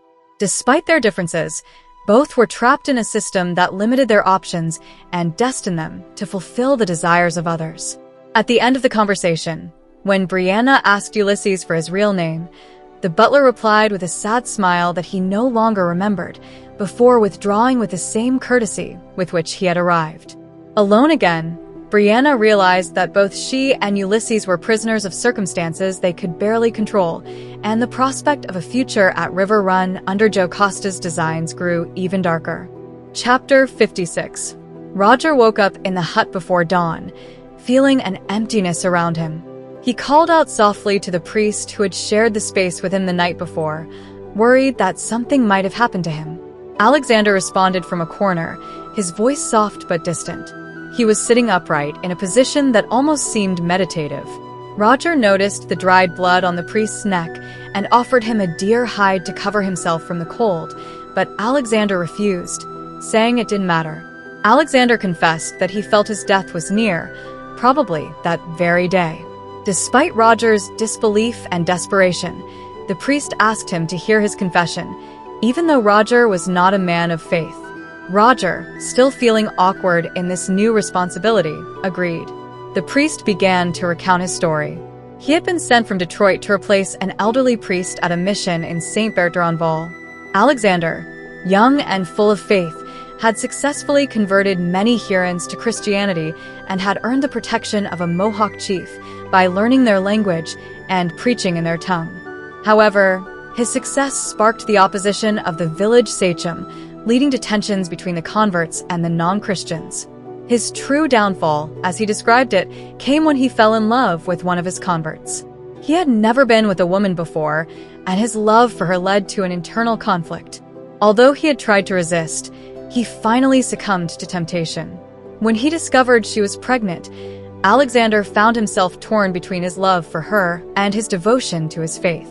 The situation worsened when, due to his strict principles, he refused to baptize his own child because he felt he was not in a state of grace. This deeply offended the Mohawk chief, who ordered that Alexander be tortured. The woman interceded for him, and so he was brought to the village where Roger now accompanied him to face a trial that could be his death sentence. Alexander's confession revealed a deep desperation, not only for his physical situation but also for his inability to reconcile his faith with his love. Though he had sought relief by sharing his story, he also knew he could not receive absolution, as he could not renounce his love for the woman who had captured his heart. Roger, moved by the priest's pain, tried to comfort him, but realized that words were inadequate in the face of Alexander's internal conflict. The priest concluded that his sin was to love, a love he could not repent of, even though he knew it sealed his fate. Roger, unsure how to offer real comfort, could only squeeze his hand, sharing the man's silent pain in the face of his imminent destiny. Chapter 57. Jamie had managed to make headway in negotiations with the Mohawk, but the situation remained uncertain. Roger's life depended on the approval of the village council, and though the sachem Two Lances had shown interest in the whiskey, the council elders remained wary of its impact on the tribe. Jamie, exhausted and with his hair loose over his shoulders, confessed that there was a division in the village. The younger members supported the deal, while the elders, fearing the harm of liquor, preferred to keep Roger captive or use the whiskey as barter with other tribes. Claire felt the weight of uncertainty as Jamie told her that Ian, who had earned the village's trust, had discovered that Roger was being considered for adoption by some of the Mohawk women, who saw him as an attractive and desirable figure.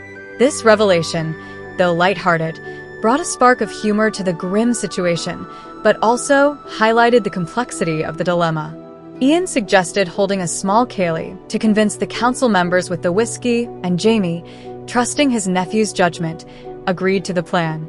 Claire, on the other hand, was invited by the elder Tuactenian, known as Pretty Woman, to share a private moment. Claire realized the influence this elder held in the community and prepared for what turned out to be a disturbing revelation. During the conversation with the elder, Claire showed the opal she had found next to the skull on the mountain. Tuactenian's reaction was one of surprise and fear, and upon hearing Claire's account of how she had found the stone, the elder recalled the story of a man named Ottertooth, a wild warrior who had come to the village years ago, prophesying the destruction of the Iroquois at the hands of the white men if they did not act immediately. Though brave and cunning, Ottertooth had been rejected by the community, branded as mad, and eventually hunted down to his death. Claire realized that the man she had seen in her vision, with his painted body and blackened face, was this very Ottertooth, a man out of his time, a traveler trapped between two worlds.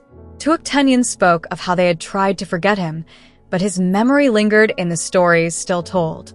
The stone, which the elder called Billy Beha, had a significance that Claire finally understood. It was a ticket back, a piece of a past trying to resurface. This revelation disturbed Claire, who realized she was connected to a much more complex and dangerous legacy than she had imagined.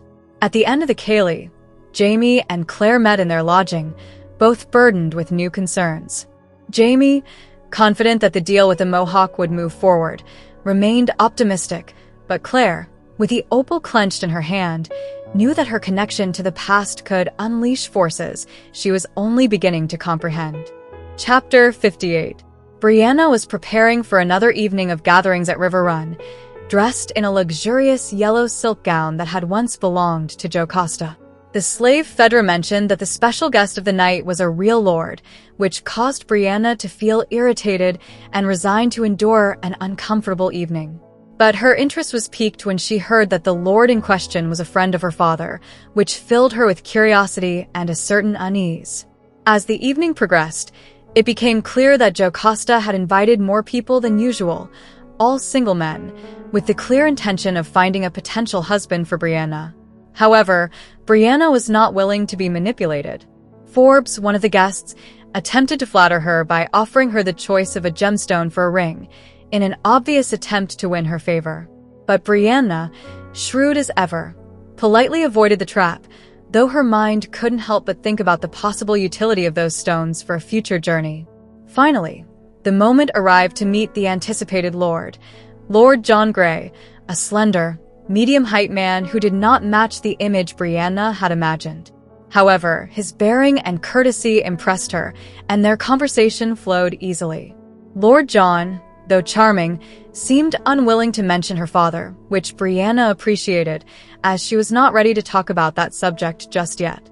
During dinner, Brianna realized that Jocasta and the guests' hopes were based on the belief that Roger would not return, and the pressure to find a new husband was becoming more evident. But before the situation could become too overwhelming, Brianna began to feel unwell and fainted in the middle of the dinner, causing a stir among the guests. After being tended to and taken to her room, Brianna was left alone with her thoughts, grappling with the sadness and despair she felt at the possibility of never seeing Roger again.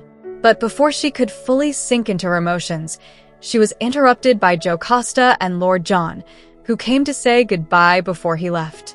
However, to Brianna's surprise, Lord John confessed that his trip to Wilmington had been intended to help in the search for Roger, though he had not been able to find him at the ports where he had investigated.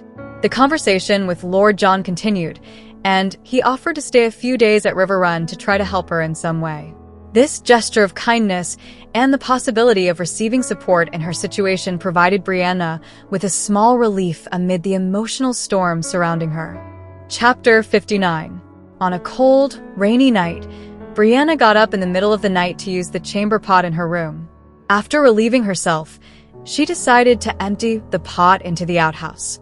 The icy rain fully woke her up, but as she returned to the house, she noticed something unusual. Lord John Grey was emerging from the slave quarters and heading to the kitchen.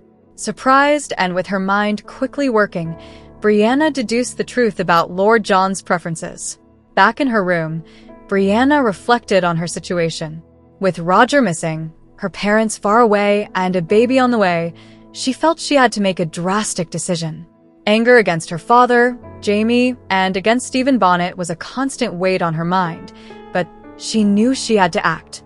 After 3 days of thinking and gathering courage, Brianna decided to confront Lord John. Dressed in an elegant blue dress that highlighted her eyes, she invited him for a walk. During the walk, Brianna made an unexpected proposal. She asked Lord John to marry her.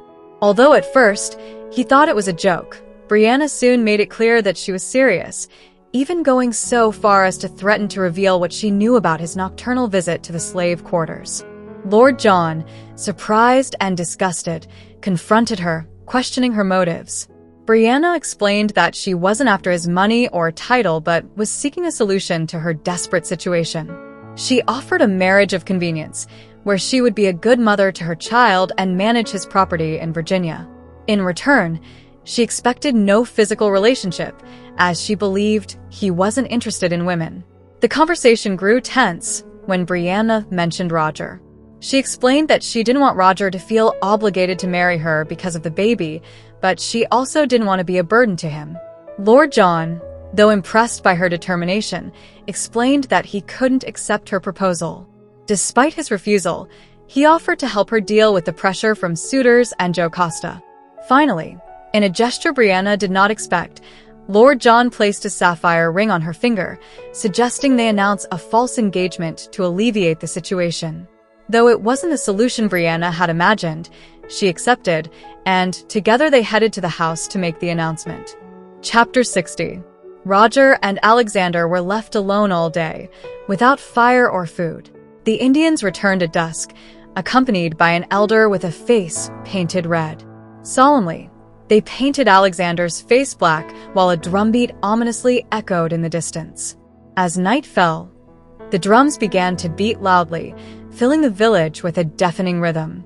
The Mohawks returned to take Alexander, who, naked and resigned, left without looking back. Roger, in the hut, listened in terror to the screams and the sounds of battle outside. Amidst the chaos, he recognized voices in Gaelic and knew there were Scots in the village. Desperate to escape and join them, Roger broke through the wall of the hut with an improvised beam and stepped outside, where he was confronted by a Mohawk warrior. Although he was struck down and fell, he managed to escape with his life. In the midst of the chaos, Roger recognized Jamie Fraser, lying on the ground, wounded but alive. The two men, now face to face, met in an unexpected and strange moment. Roger, surprisingly, did not feel the fury he had imagined for months, but rather a relief in knowing that Brianna had not betrayed him. Despite the circumstances, Jamie and Roger shared water and words, trying to understand what was happening outside. Jamie explained that his wife, Claire, was in the village, and that everything had started when a young Indian girl immolated herself in the fire alongside Alexander. The sight of the girl and the priest dying together had sparked the Mohawks' fury, and Claire and Ian were caught in the chaos. As Jamie and Roger tried to hold their ground, Jamie revealed his concern for Claire and Ian, fearing for their lives. Roger, on the other hand, faced the harsh reality of his relationship with Brianna. Jamie, still hurt by his own mistakes, couldn't help but feel bitter about what Roger could have done differently to avoid all the suffering. Both men, wounded both physically and emotionally, confronted their inner demons as they awaited what could be the final test of their endurance and courage. Chapter 61. The air was thick with the scent of smoke, a grim reminder of the recent tragedy. Claire, her heart in her throat, was led to a hut guarded by 2 sentinels. Darkness enveloped the interior, and the sight of Jamie, with a bloodstain on his cloak, brought her sudden relief. Inside the hut, Claire found Jamie, who appeared gravely injured, and Roger, whom she barely recognized. The surprise was great to see Roger there, alive, albeit battered. The reunion was emotional, with Claire assuring Roger that Brianna was safe at River Run. But amid the conversation, a dilemma arose. Jamie suggested that they should not tell Roger about Brianna's pregnancy, particularly about the possibility that the child might not be his, but rather Stephen Bonnet's, who had raped her. Claire, though initially reluctant, grudgingly agreed to keep the secret for now. As Jamie dealt with his arm wound, Roger was clearly anxious to know more about Brianna. When Claire finally revealed that Brianna was pregnant, Roger was stunned. Although relieved that she had not rejected him, he was worried about the situation Brianna was in. The conversation was interrupted when a group of Mohawk Indians entered, carrying a baby. They believed Roger was a priest and asked him to baptize the child before they departed for another mission. Though Roger was not a priest, he took on the role, knowing that in times of need, any man could perform the sacrament. With solemnity, Roger performed the baptism, and the group withdrew, leaving the 3 in silence. Later, Claire explained that she had spent the previous night with the Mohawk Council of Mothers, where their fate had been discussed.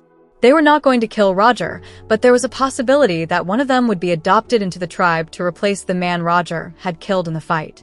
Jamie, in an act of sacrifice, offered to stay, allowing Roger and Claire to return to Brianna. The discussion became emotional when Ian entered the hut, transformed into a Mohawk, with tattoos and a shaved head. Ian, with a mix of resignation and acceptance, explained that he had been adopted by the tribe and that he would receive a new name that night. Ian's adoption ceremony was a solemn and sad event. Jamie, Claire, and Roger watched as Ian, now a full-fledged Mohawk, was baptized as Brother of the Wolf. The next day, the group left the village in silence, each lost in their thoughts. As they camped that night, Roger revealed that he had found a circle of stones, similar to Cray Na Dun, near the Mohawk village.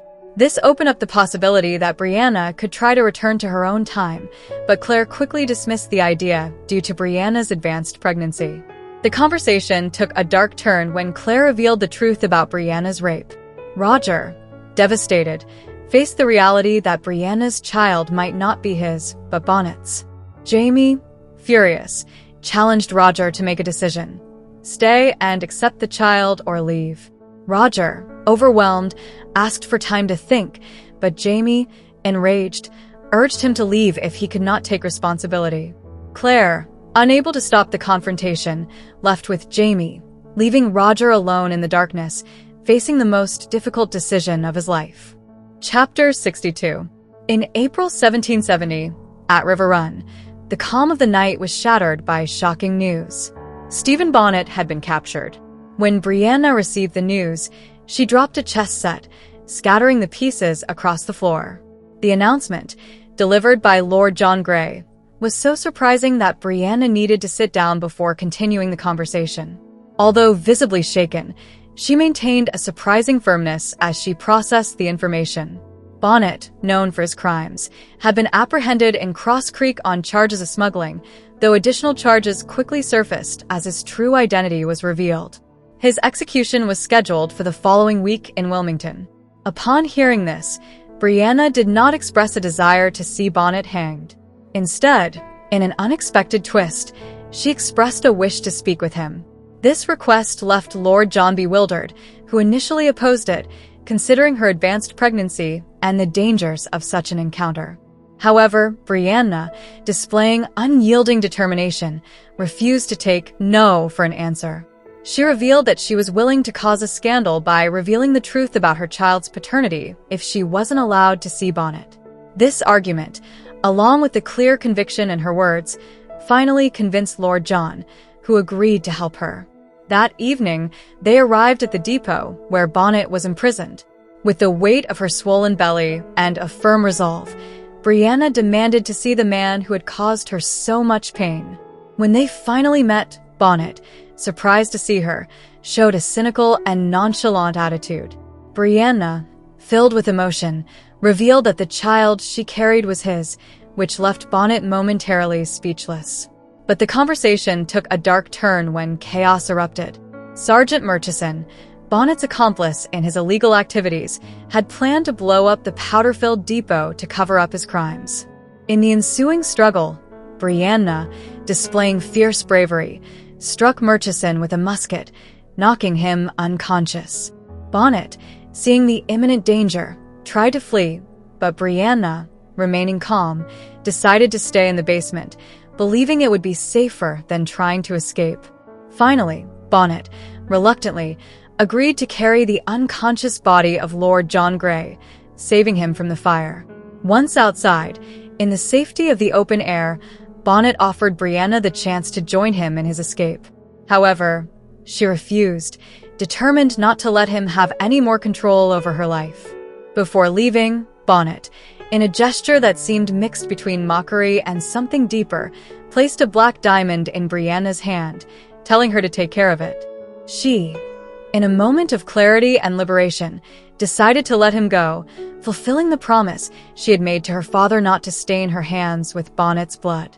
As she watched the depot burn, the flames reflecting in the diamond Bonnet had given her, Brianna felt that she had finally put a dark chapter of her life behind her, though the marks of that encounter would remain forever. 12th part. Je t'aime. Chapter 63. In May 1770, at River Run, Brianna, her belly swollen with pregnancy and her characteristic determination, burst into Lord John Grey's room, upset by her Aunt Jocasta's stubbornness. Despite Brianna's insistence that she did not want to inherit the plantation and become a slave owner, Jocasta continued to hold firm in her decision in the will, convinced that Brianna would change her mind over time. Brianna was torn between ethics and circumstances, but Lord John, with his usual pragmatism, suggested a solution that if she did inherit the slaves, she could sell them to him so that he could free them in Virginia, where the laws were less restrictive. The conversation turned personal when Brianna confessed her concern about Roger and their relationship. The uncertainty about whether he could accept the child, who might not be his, tormented her. Lord John, in an attempt to console her, spoke of his own experience, raising a child who was not his by blood but whom he considered his son. Brianna, reflecting on this, realized that her greatest fear was not about the child, but whether she and Roger could regain the love they once shared. Tension mounted when news arrived that Jamie and Claire were nearby, but there were no signs of Roger or Ian. Brianna, filled with worry and doubt, went to the garden to confront her father. The encounter was emotional. Father and daughter reconciled, sealing their forgiveness with a hug, leaving behind the misunderstandings and pain of the past. Meanwhile, Claire, with her medical professionalism, examined Lord John, who was recovering from a dangerous head wound. During their conversation, Claire thanked him for his support of Brianna, acknowledging what he had done for her daughter. Lord John, with his usual modesty, downplayed the sacrifice, but Claire didn't hold back her gratitude. In the end, Claire handed Lord John a brilliant blue sapphire, returning it on behalf of Brianna. With a smile, she assured him that Brianna no longer needed it, a small symbol that something greater and more valuable had been restored, peace and the hope of a new beginning. Chapter 64. Brianna's 9th month of pregnancy reached its culmination at River Run. As the contractions intensified, Jamie and Claire accompanied Brianna every step of the way. Amid jokes about baseball and evident nervousness, Jamie, though overwhelmed by the situation, stayed by her side, assuring her that everything would be all right. As the pain increased, Brianna leaned on Jamie, begging him not to leave her alone. Claire, with the calmness of a mother and the experience of a doctor, guided Jamie to help Brianna walk, comparing her to a colicky horse, which brought a momentary laugh among the three. After hours of effort, Brianna finally felt that the birth was near. Claire, with firm and careful hands, assisted her daughter as the baby's head began to emerge. With one final push, the child was born, covered in blood and amniotic fluid, but strong and healthy. Claire, emotional, cleaned him and handed him to Brianna, who received him with a smile of relief and triumph. Jamie, with tears of joy, looked at the new member of the family, expressing his pride and amazement. As Brianna recovered and the baby began to nurse, Jamie, now a grandfather, was filled with indescribable happiness. Later, as Claire and Jamie lay down, they discussed the baby's skin color, without reaching a definitive conclusion. Though the uncertainty about the baby's paternity persisted, Claire assured that, regardless of his origin, the child would have a loving family. Finally, in the tranquility of the night, Claire reflected on Frank's life and legacy, who had also been a loving father to Brianna. Despite the uncertainties of the past, the peace and love that filled the house ensured that the child would grow up in a home full of affection. Chapter 65. The family was ready to return to Fraser's Ridge. Despite Jocasta's resistance, who didn't want to part with her new family, Brianna was determined not to stay at River Run. The spring planting had already been delayed, and the home needed attention. Despite Jocasta's protests, Brianna's decision facilitated their return, and Jamie, unable to part from his grandson, was more than willing to leave. Lord John Grey, recovered from his injuries, accompanied them to the Great Buffalo Route, where he bid farewell to the family with hugs and kisses, even to Claire, which surprised her. He then headed towards Virginia, to his son Willie, after an emotional exchange with Claire, in which they both reaffirmed their commitment to care for their respective families. The journey to Fraser's Ridge took a week, and upon arrival, they found their home in a lamentable state. The cabin was dirty, the garden neglected, and the structure of the new house looked like a charred skeleton. Despite this, everyone felt immense joy at returning home. Claire dedicated herself to recording the baby's birth, who had not yet been given a name. Jamie, Brianna, and Claire discussed the child's surname, and though Claire tried to maintain an optimistic attitude, Jamie couldn't help but worry about Roger's return. He knew that the relationship with Brianna depended on whether Roger came back or not. Meanwhile, Roger, after a long and painful journey, was approaching the ridge. His appearance had changed, with a thick beard and long, dirty, disheveled hair, but his determination to return was what guided him. Despite the physical and emotional wounds, he was determined to return to where it all began, not knowing how he would be received, but knowing that nothing mattered more than being there. Chapter 66. In the garden, Claire tried to chase away the rabbits that had been devouring the sprouts and seeds she had brought from River Run. As she thought about how to keep the rabbits away, she saw a figure emerging from the edge of the clearing. At first, she thought it was Jamie, but as he approached, she realized it was Roger. He was in a pitiful state, his clothes in rags, barefoot with one foot wrapped in rags. He limped visibly, and his hair and beard had merged into a dark tangle. Roger, upon seeing her, expressed his relief at finding her first. His first question was about Brianna and the baby, and upon learning that both were well, he showed a mixture of hope and surprise at learning he had a child. As they approached the cabin, Roger briefly paused, taking in the homely scene before him. Jamie and Brianna reviewing house plans while the baby slept in his cradle, and Lizzie hummed softly by the window. Roger entered the cabin determinedly, but Jamie, startled, grabbed his pistol before recognizing Roger and lowering the weapon with displeasure. The baby woke up crying, and Brianna, surprised, took the child in her arms. The tension in the room was palpable as Roger, without hesitation, knelt before the child. He asked Jamie to wound him to seal a blood oath. Jamie did so, cutting Roger's wrist, who used his blood to draw a cross on the baby's forehead, proclaiming him as his son before everyone present. Brianna, still shocked by Roger's appearance, confessed that she had not yet named the child, waiting for Roger's arrival. The conversation turned more serious when Roger admitted he wasn't sure why he had returned, whether out of obligation or desire. Brianna, firm, made it clear she did not want a marriage out of obligation. The situation grew tense when Jamie intervened, imposing that Roger live as Brianna's husband until she decided whether to stay married or not, but warning that if Roger touched her without her consent, he would kill him. Life on the mountain became more complicated with Roger's presence. The tension between him and Brianna was evident, and though Roger tried to help on the farm, his injured foot made it difficult. Finally, Claire decided it was time to intervene and treat Roger's wound, using an unconventional method she had learned from the Indians, applying larvae to eat the dead tissue. While Claire worked on the wound, Roger and Brianna finally touched each other for the first time in a long time, bringing a strange mix of discomfort and hope to the situation. Jamie, unaware of the details of the treatment, took care of the child and distracted Lizzie, who was visibly affected by her role in the past events. In the end, as Claire and Jamie walked away from the cabin to inspect the new house, they discussed Roger and Brianna's situation. Claire commented that despite the difficulties, it seemed the couple was beginning to reconnect, though the path to full reconciliation was still fraught with obstacles. Jamie, though worried, tried to remain optimistic, acknowledging that the situation was complicated, but that they were doing everything possible to make it work.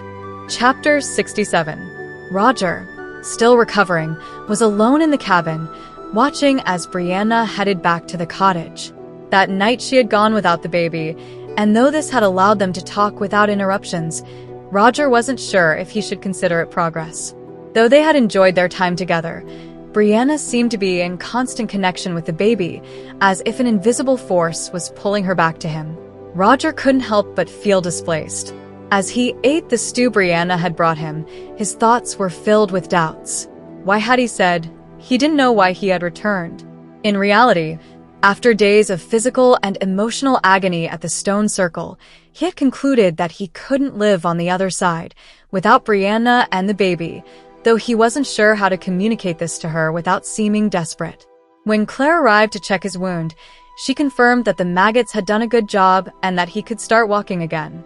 Roger, eager to regain his mobility, asked Claire if there was anything he should know about Brianna's attitude towards him. Claire, with her characteristic frankness, explained that Brianna was afraid, not of him, but of the recent traumatic experiences she had lived through. She advised him to be very careful in his approach to her. Later, Jamie visited him with a razor and hot water so he could shave. As Roger shaved, Jamie informed him that he, Claire, and Lizzie would be absent that night, leaving Brianna and the baby alone in the cabin. Jamie made a comment that left Roger thoughtful. My daughter doesn't need a coward. Roger understood that Jamie, though not expressing it openly, expected him to step up.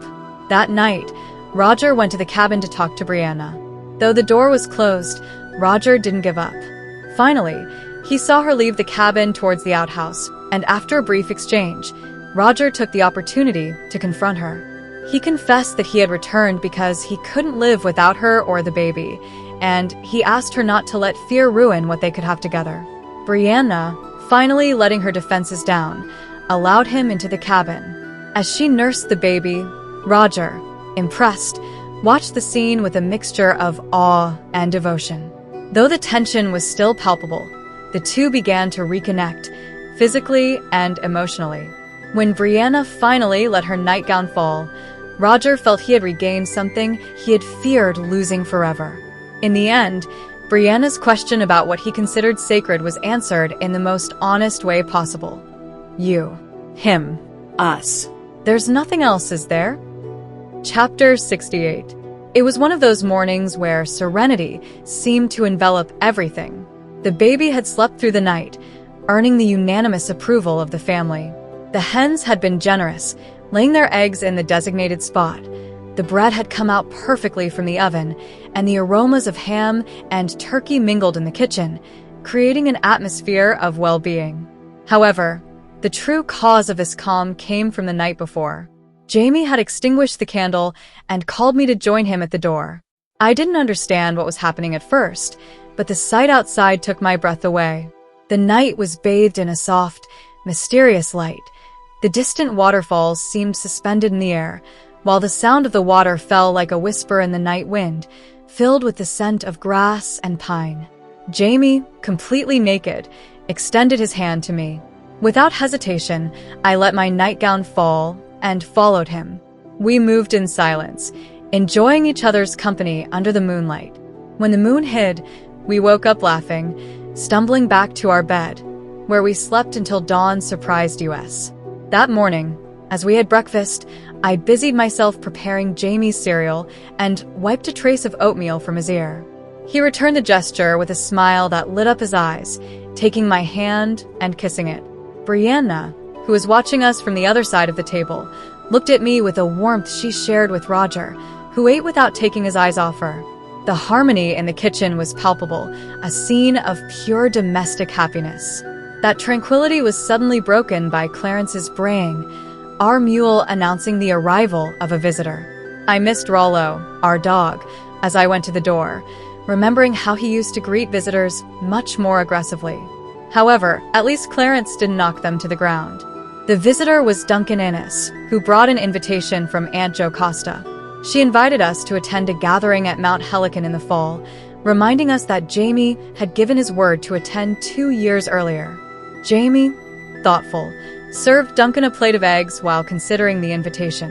Duncan, with some discomfort, mentioned that a priest would be coming from Baltimore, suggesting that we might want to take advantage of the opportunity to baptize the baby. After thinking it over for a moment, Jamie accepted the idea. But then Duncan, visibly nervous, began to talk about something else. With growing embarrassment, he finally asked Jamie for his consent to marry Aunt Jocasta.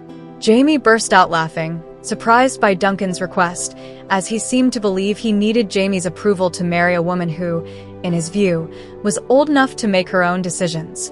Duncan, still embarrassed, explained that he considered it an appropriate gesture, given that Jamie was Jocasta's closest relative.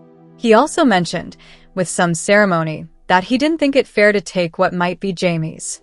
But Jamie, with a smile, reassured him, saying he had no intention of claiming any of his aunt's property and that, in fact, he was eager to attend the wedding and celebrate with them.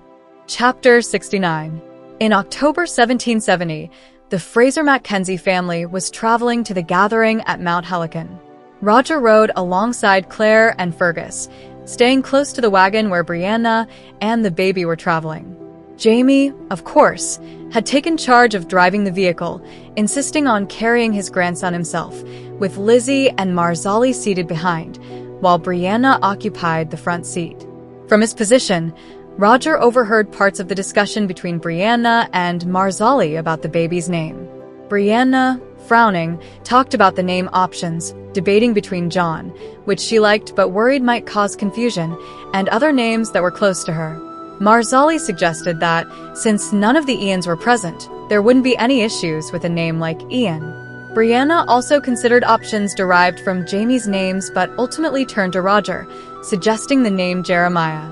Marzali, trying out the names, recited aloud, John Jeremiah Alexander Fraser Mackenzie, while Claire chimed in, expressing her preference for Jeremiah, recalling that it was an Old Testament name and one of Roger's names. She also suggested they could call him Jemmy, as a more informal version, though it sounded similar to Jamie. Claire's comment sent a chill through Roger, suddenly remembering another boy named Jemmy, whose father had blonde hair and green eyes like his own. Seizing a moment when Brianna was distracted changing the baby's diaper, Roger approached Claire, who was riding her mare.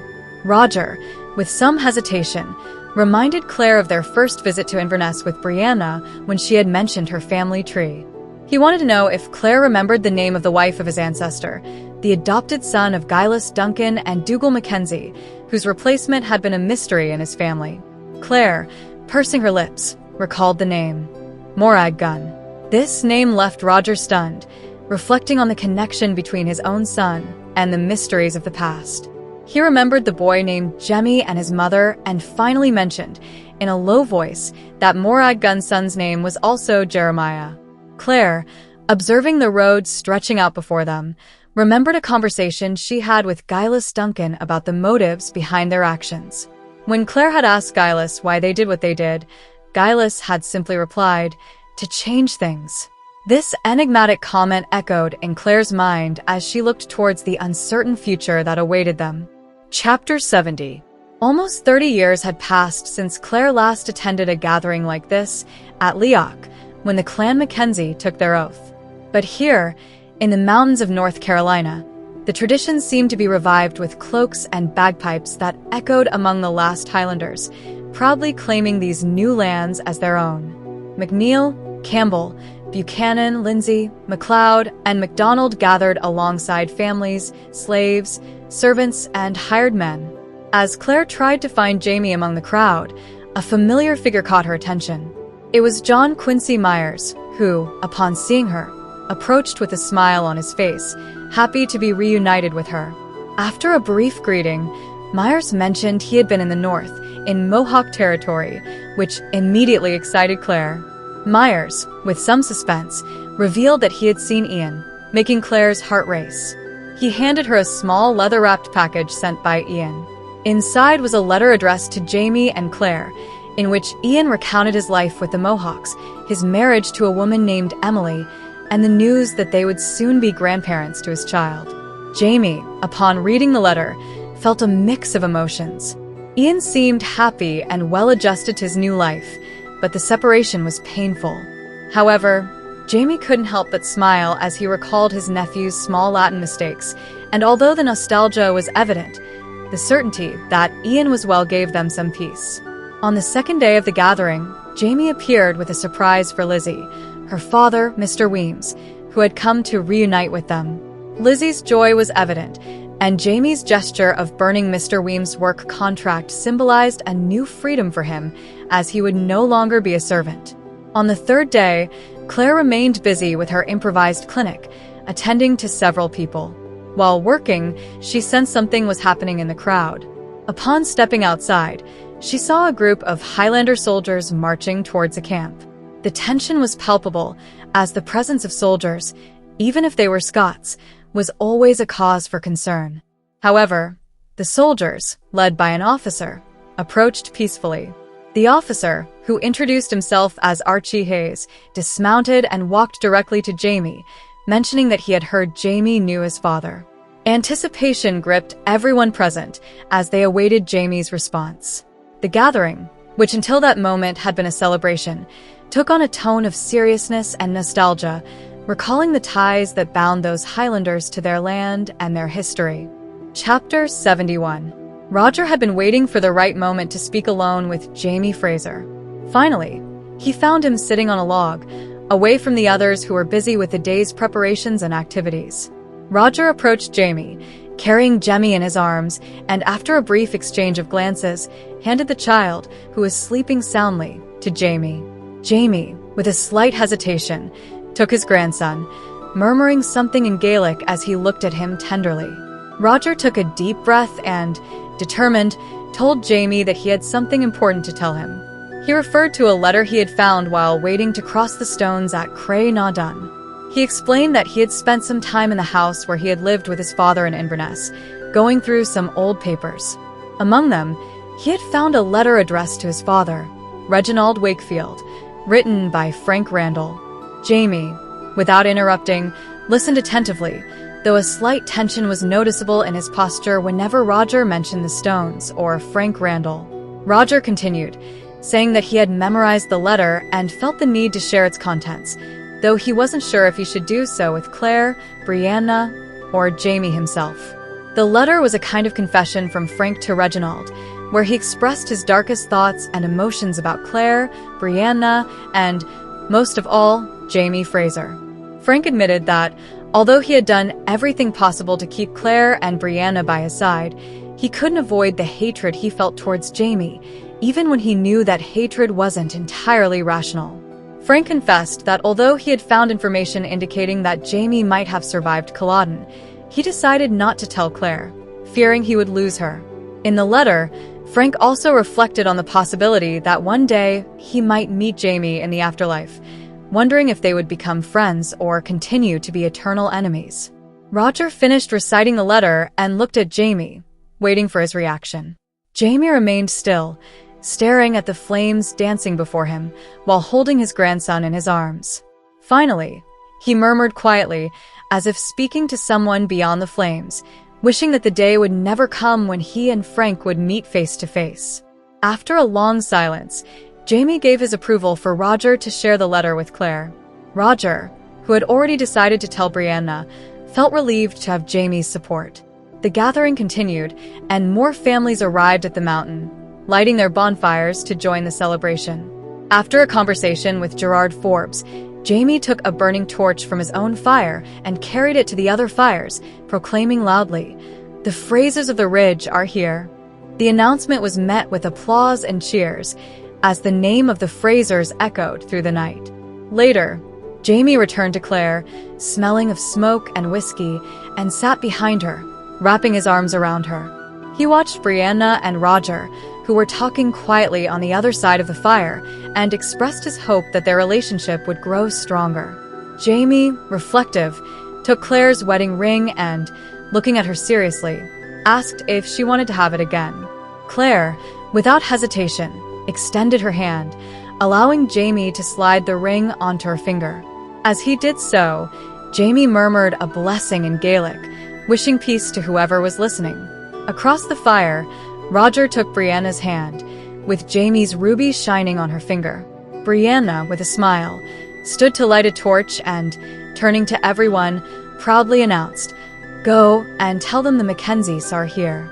The circle had closed. The family, with their bonds renewed and strengthened, was ready to face whatever the future might bring together. Thank you for joining us on this literary journey through Drums of Autumn. If you enjoyed the video, don't forget to subscribe to the channel and give it a like. Share this summary with other Outlander fans. What was your favorite moment from this book? What would you do if you could travel through time like Claire? Let me know your answers in the comments.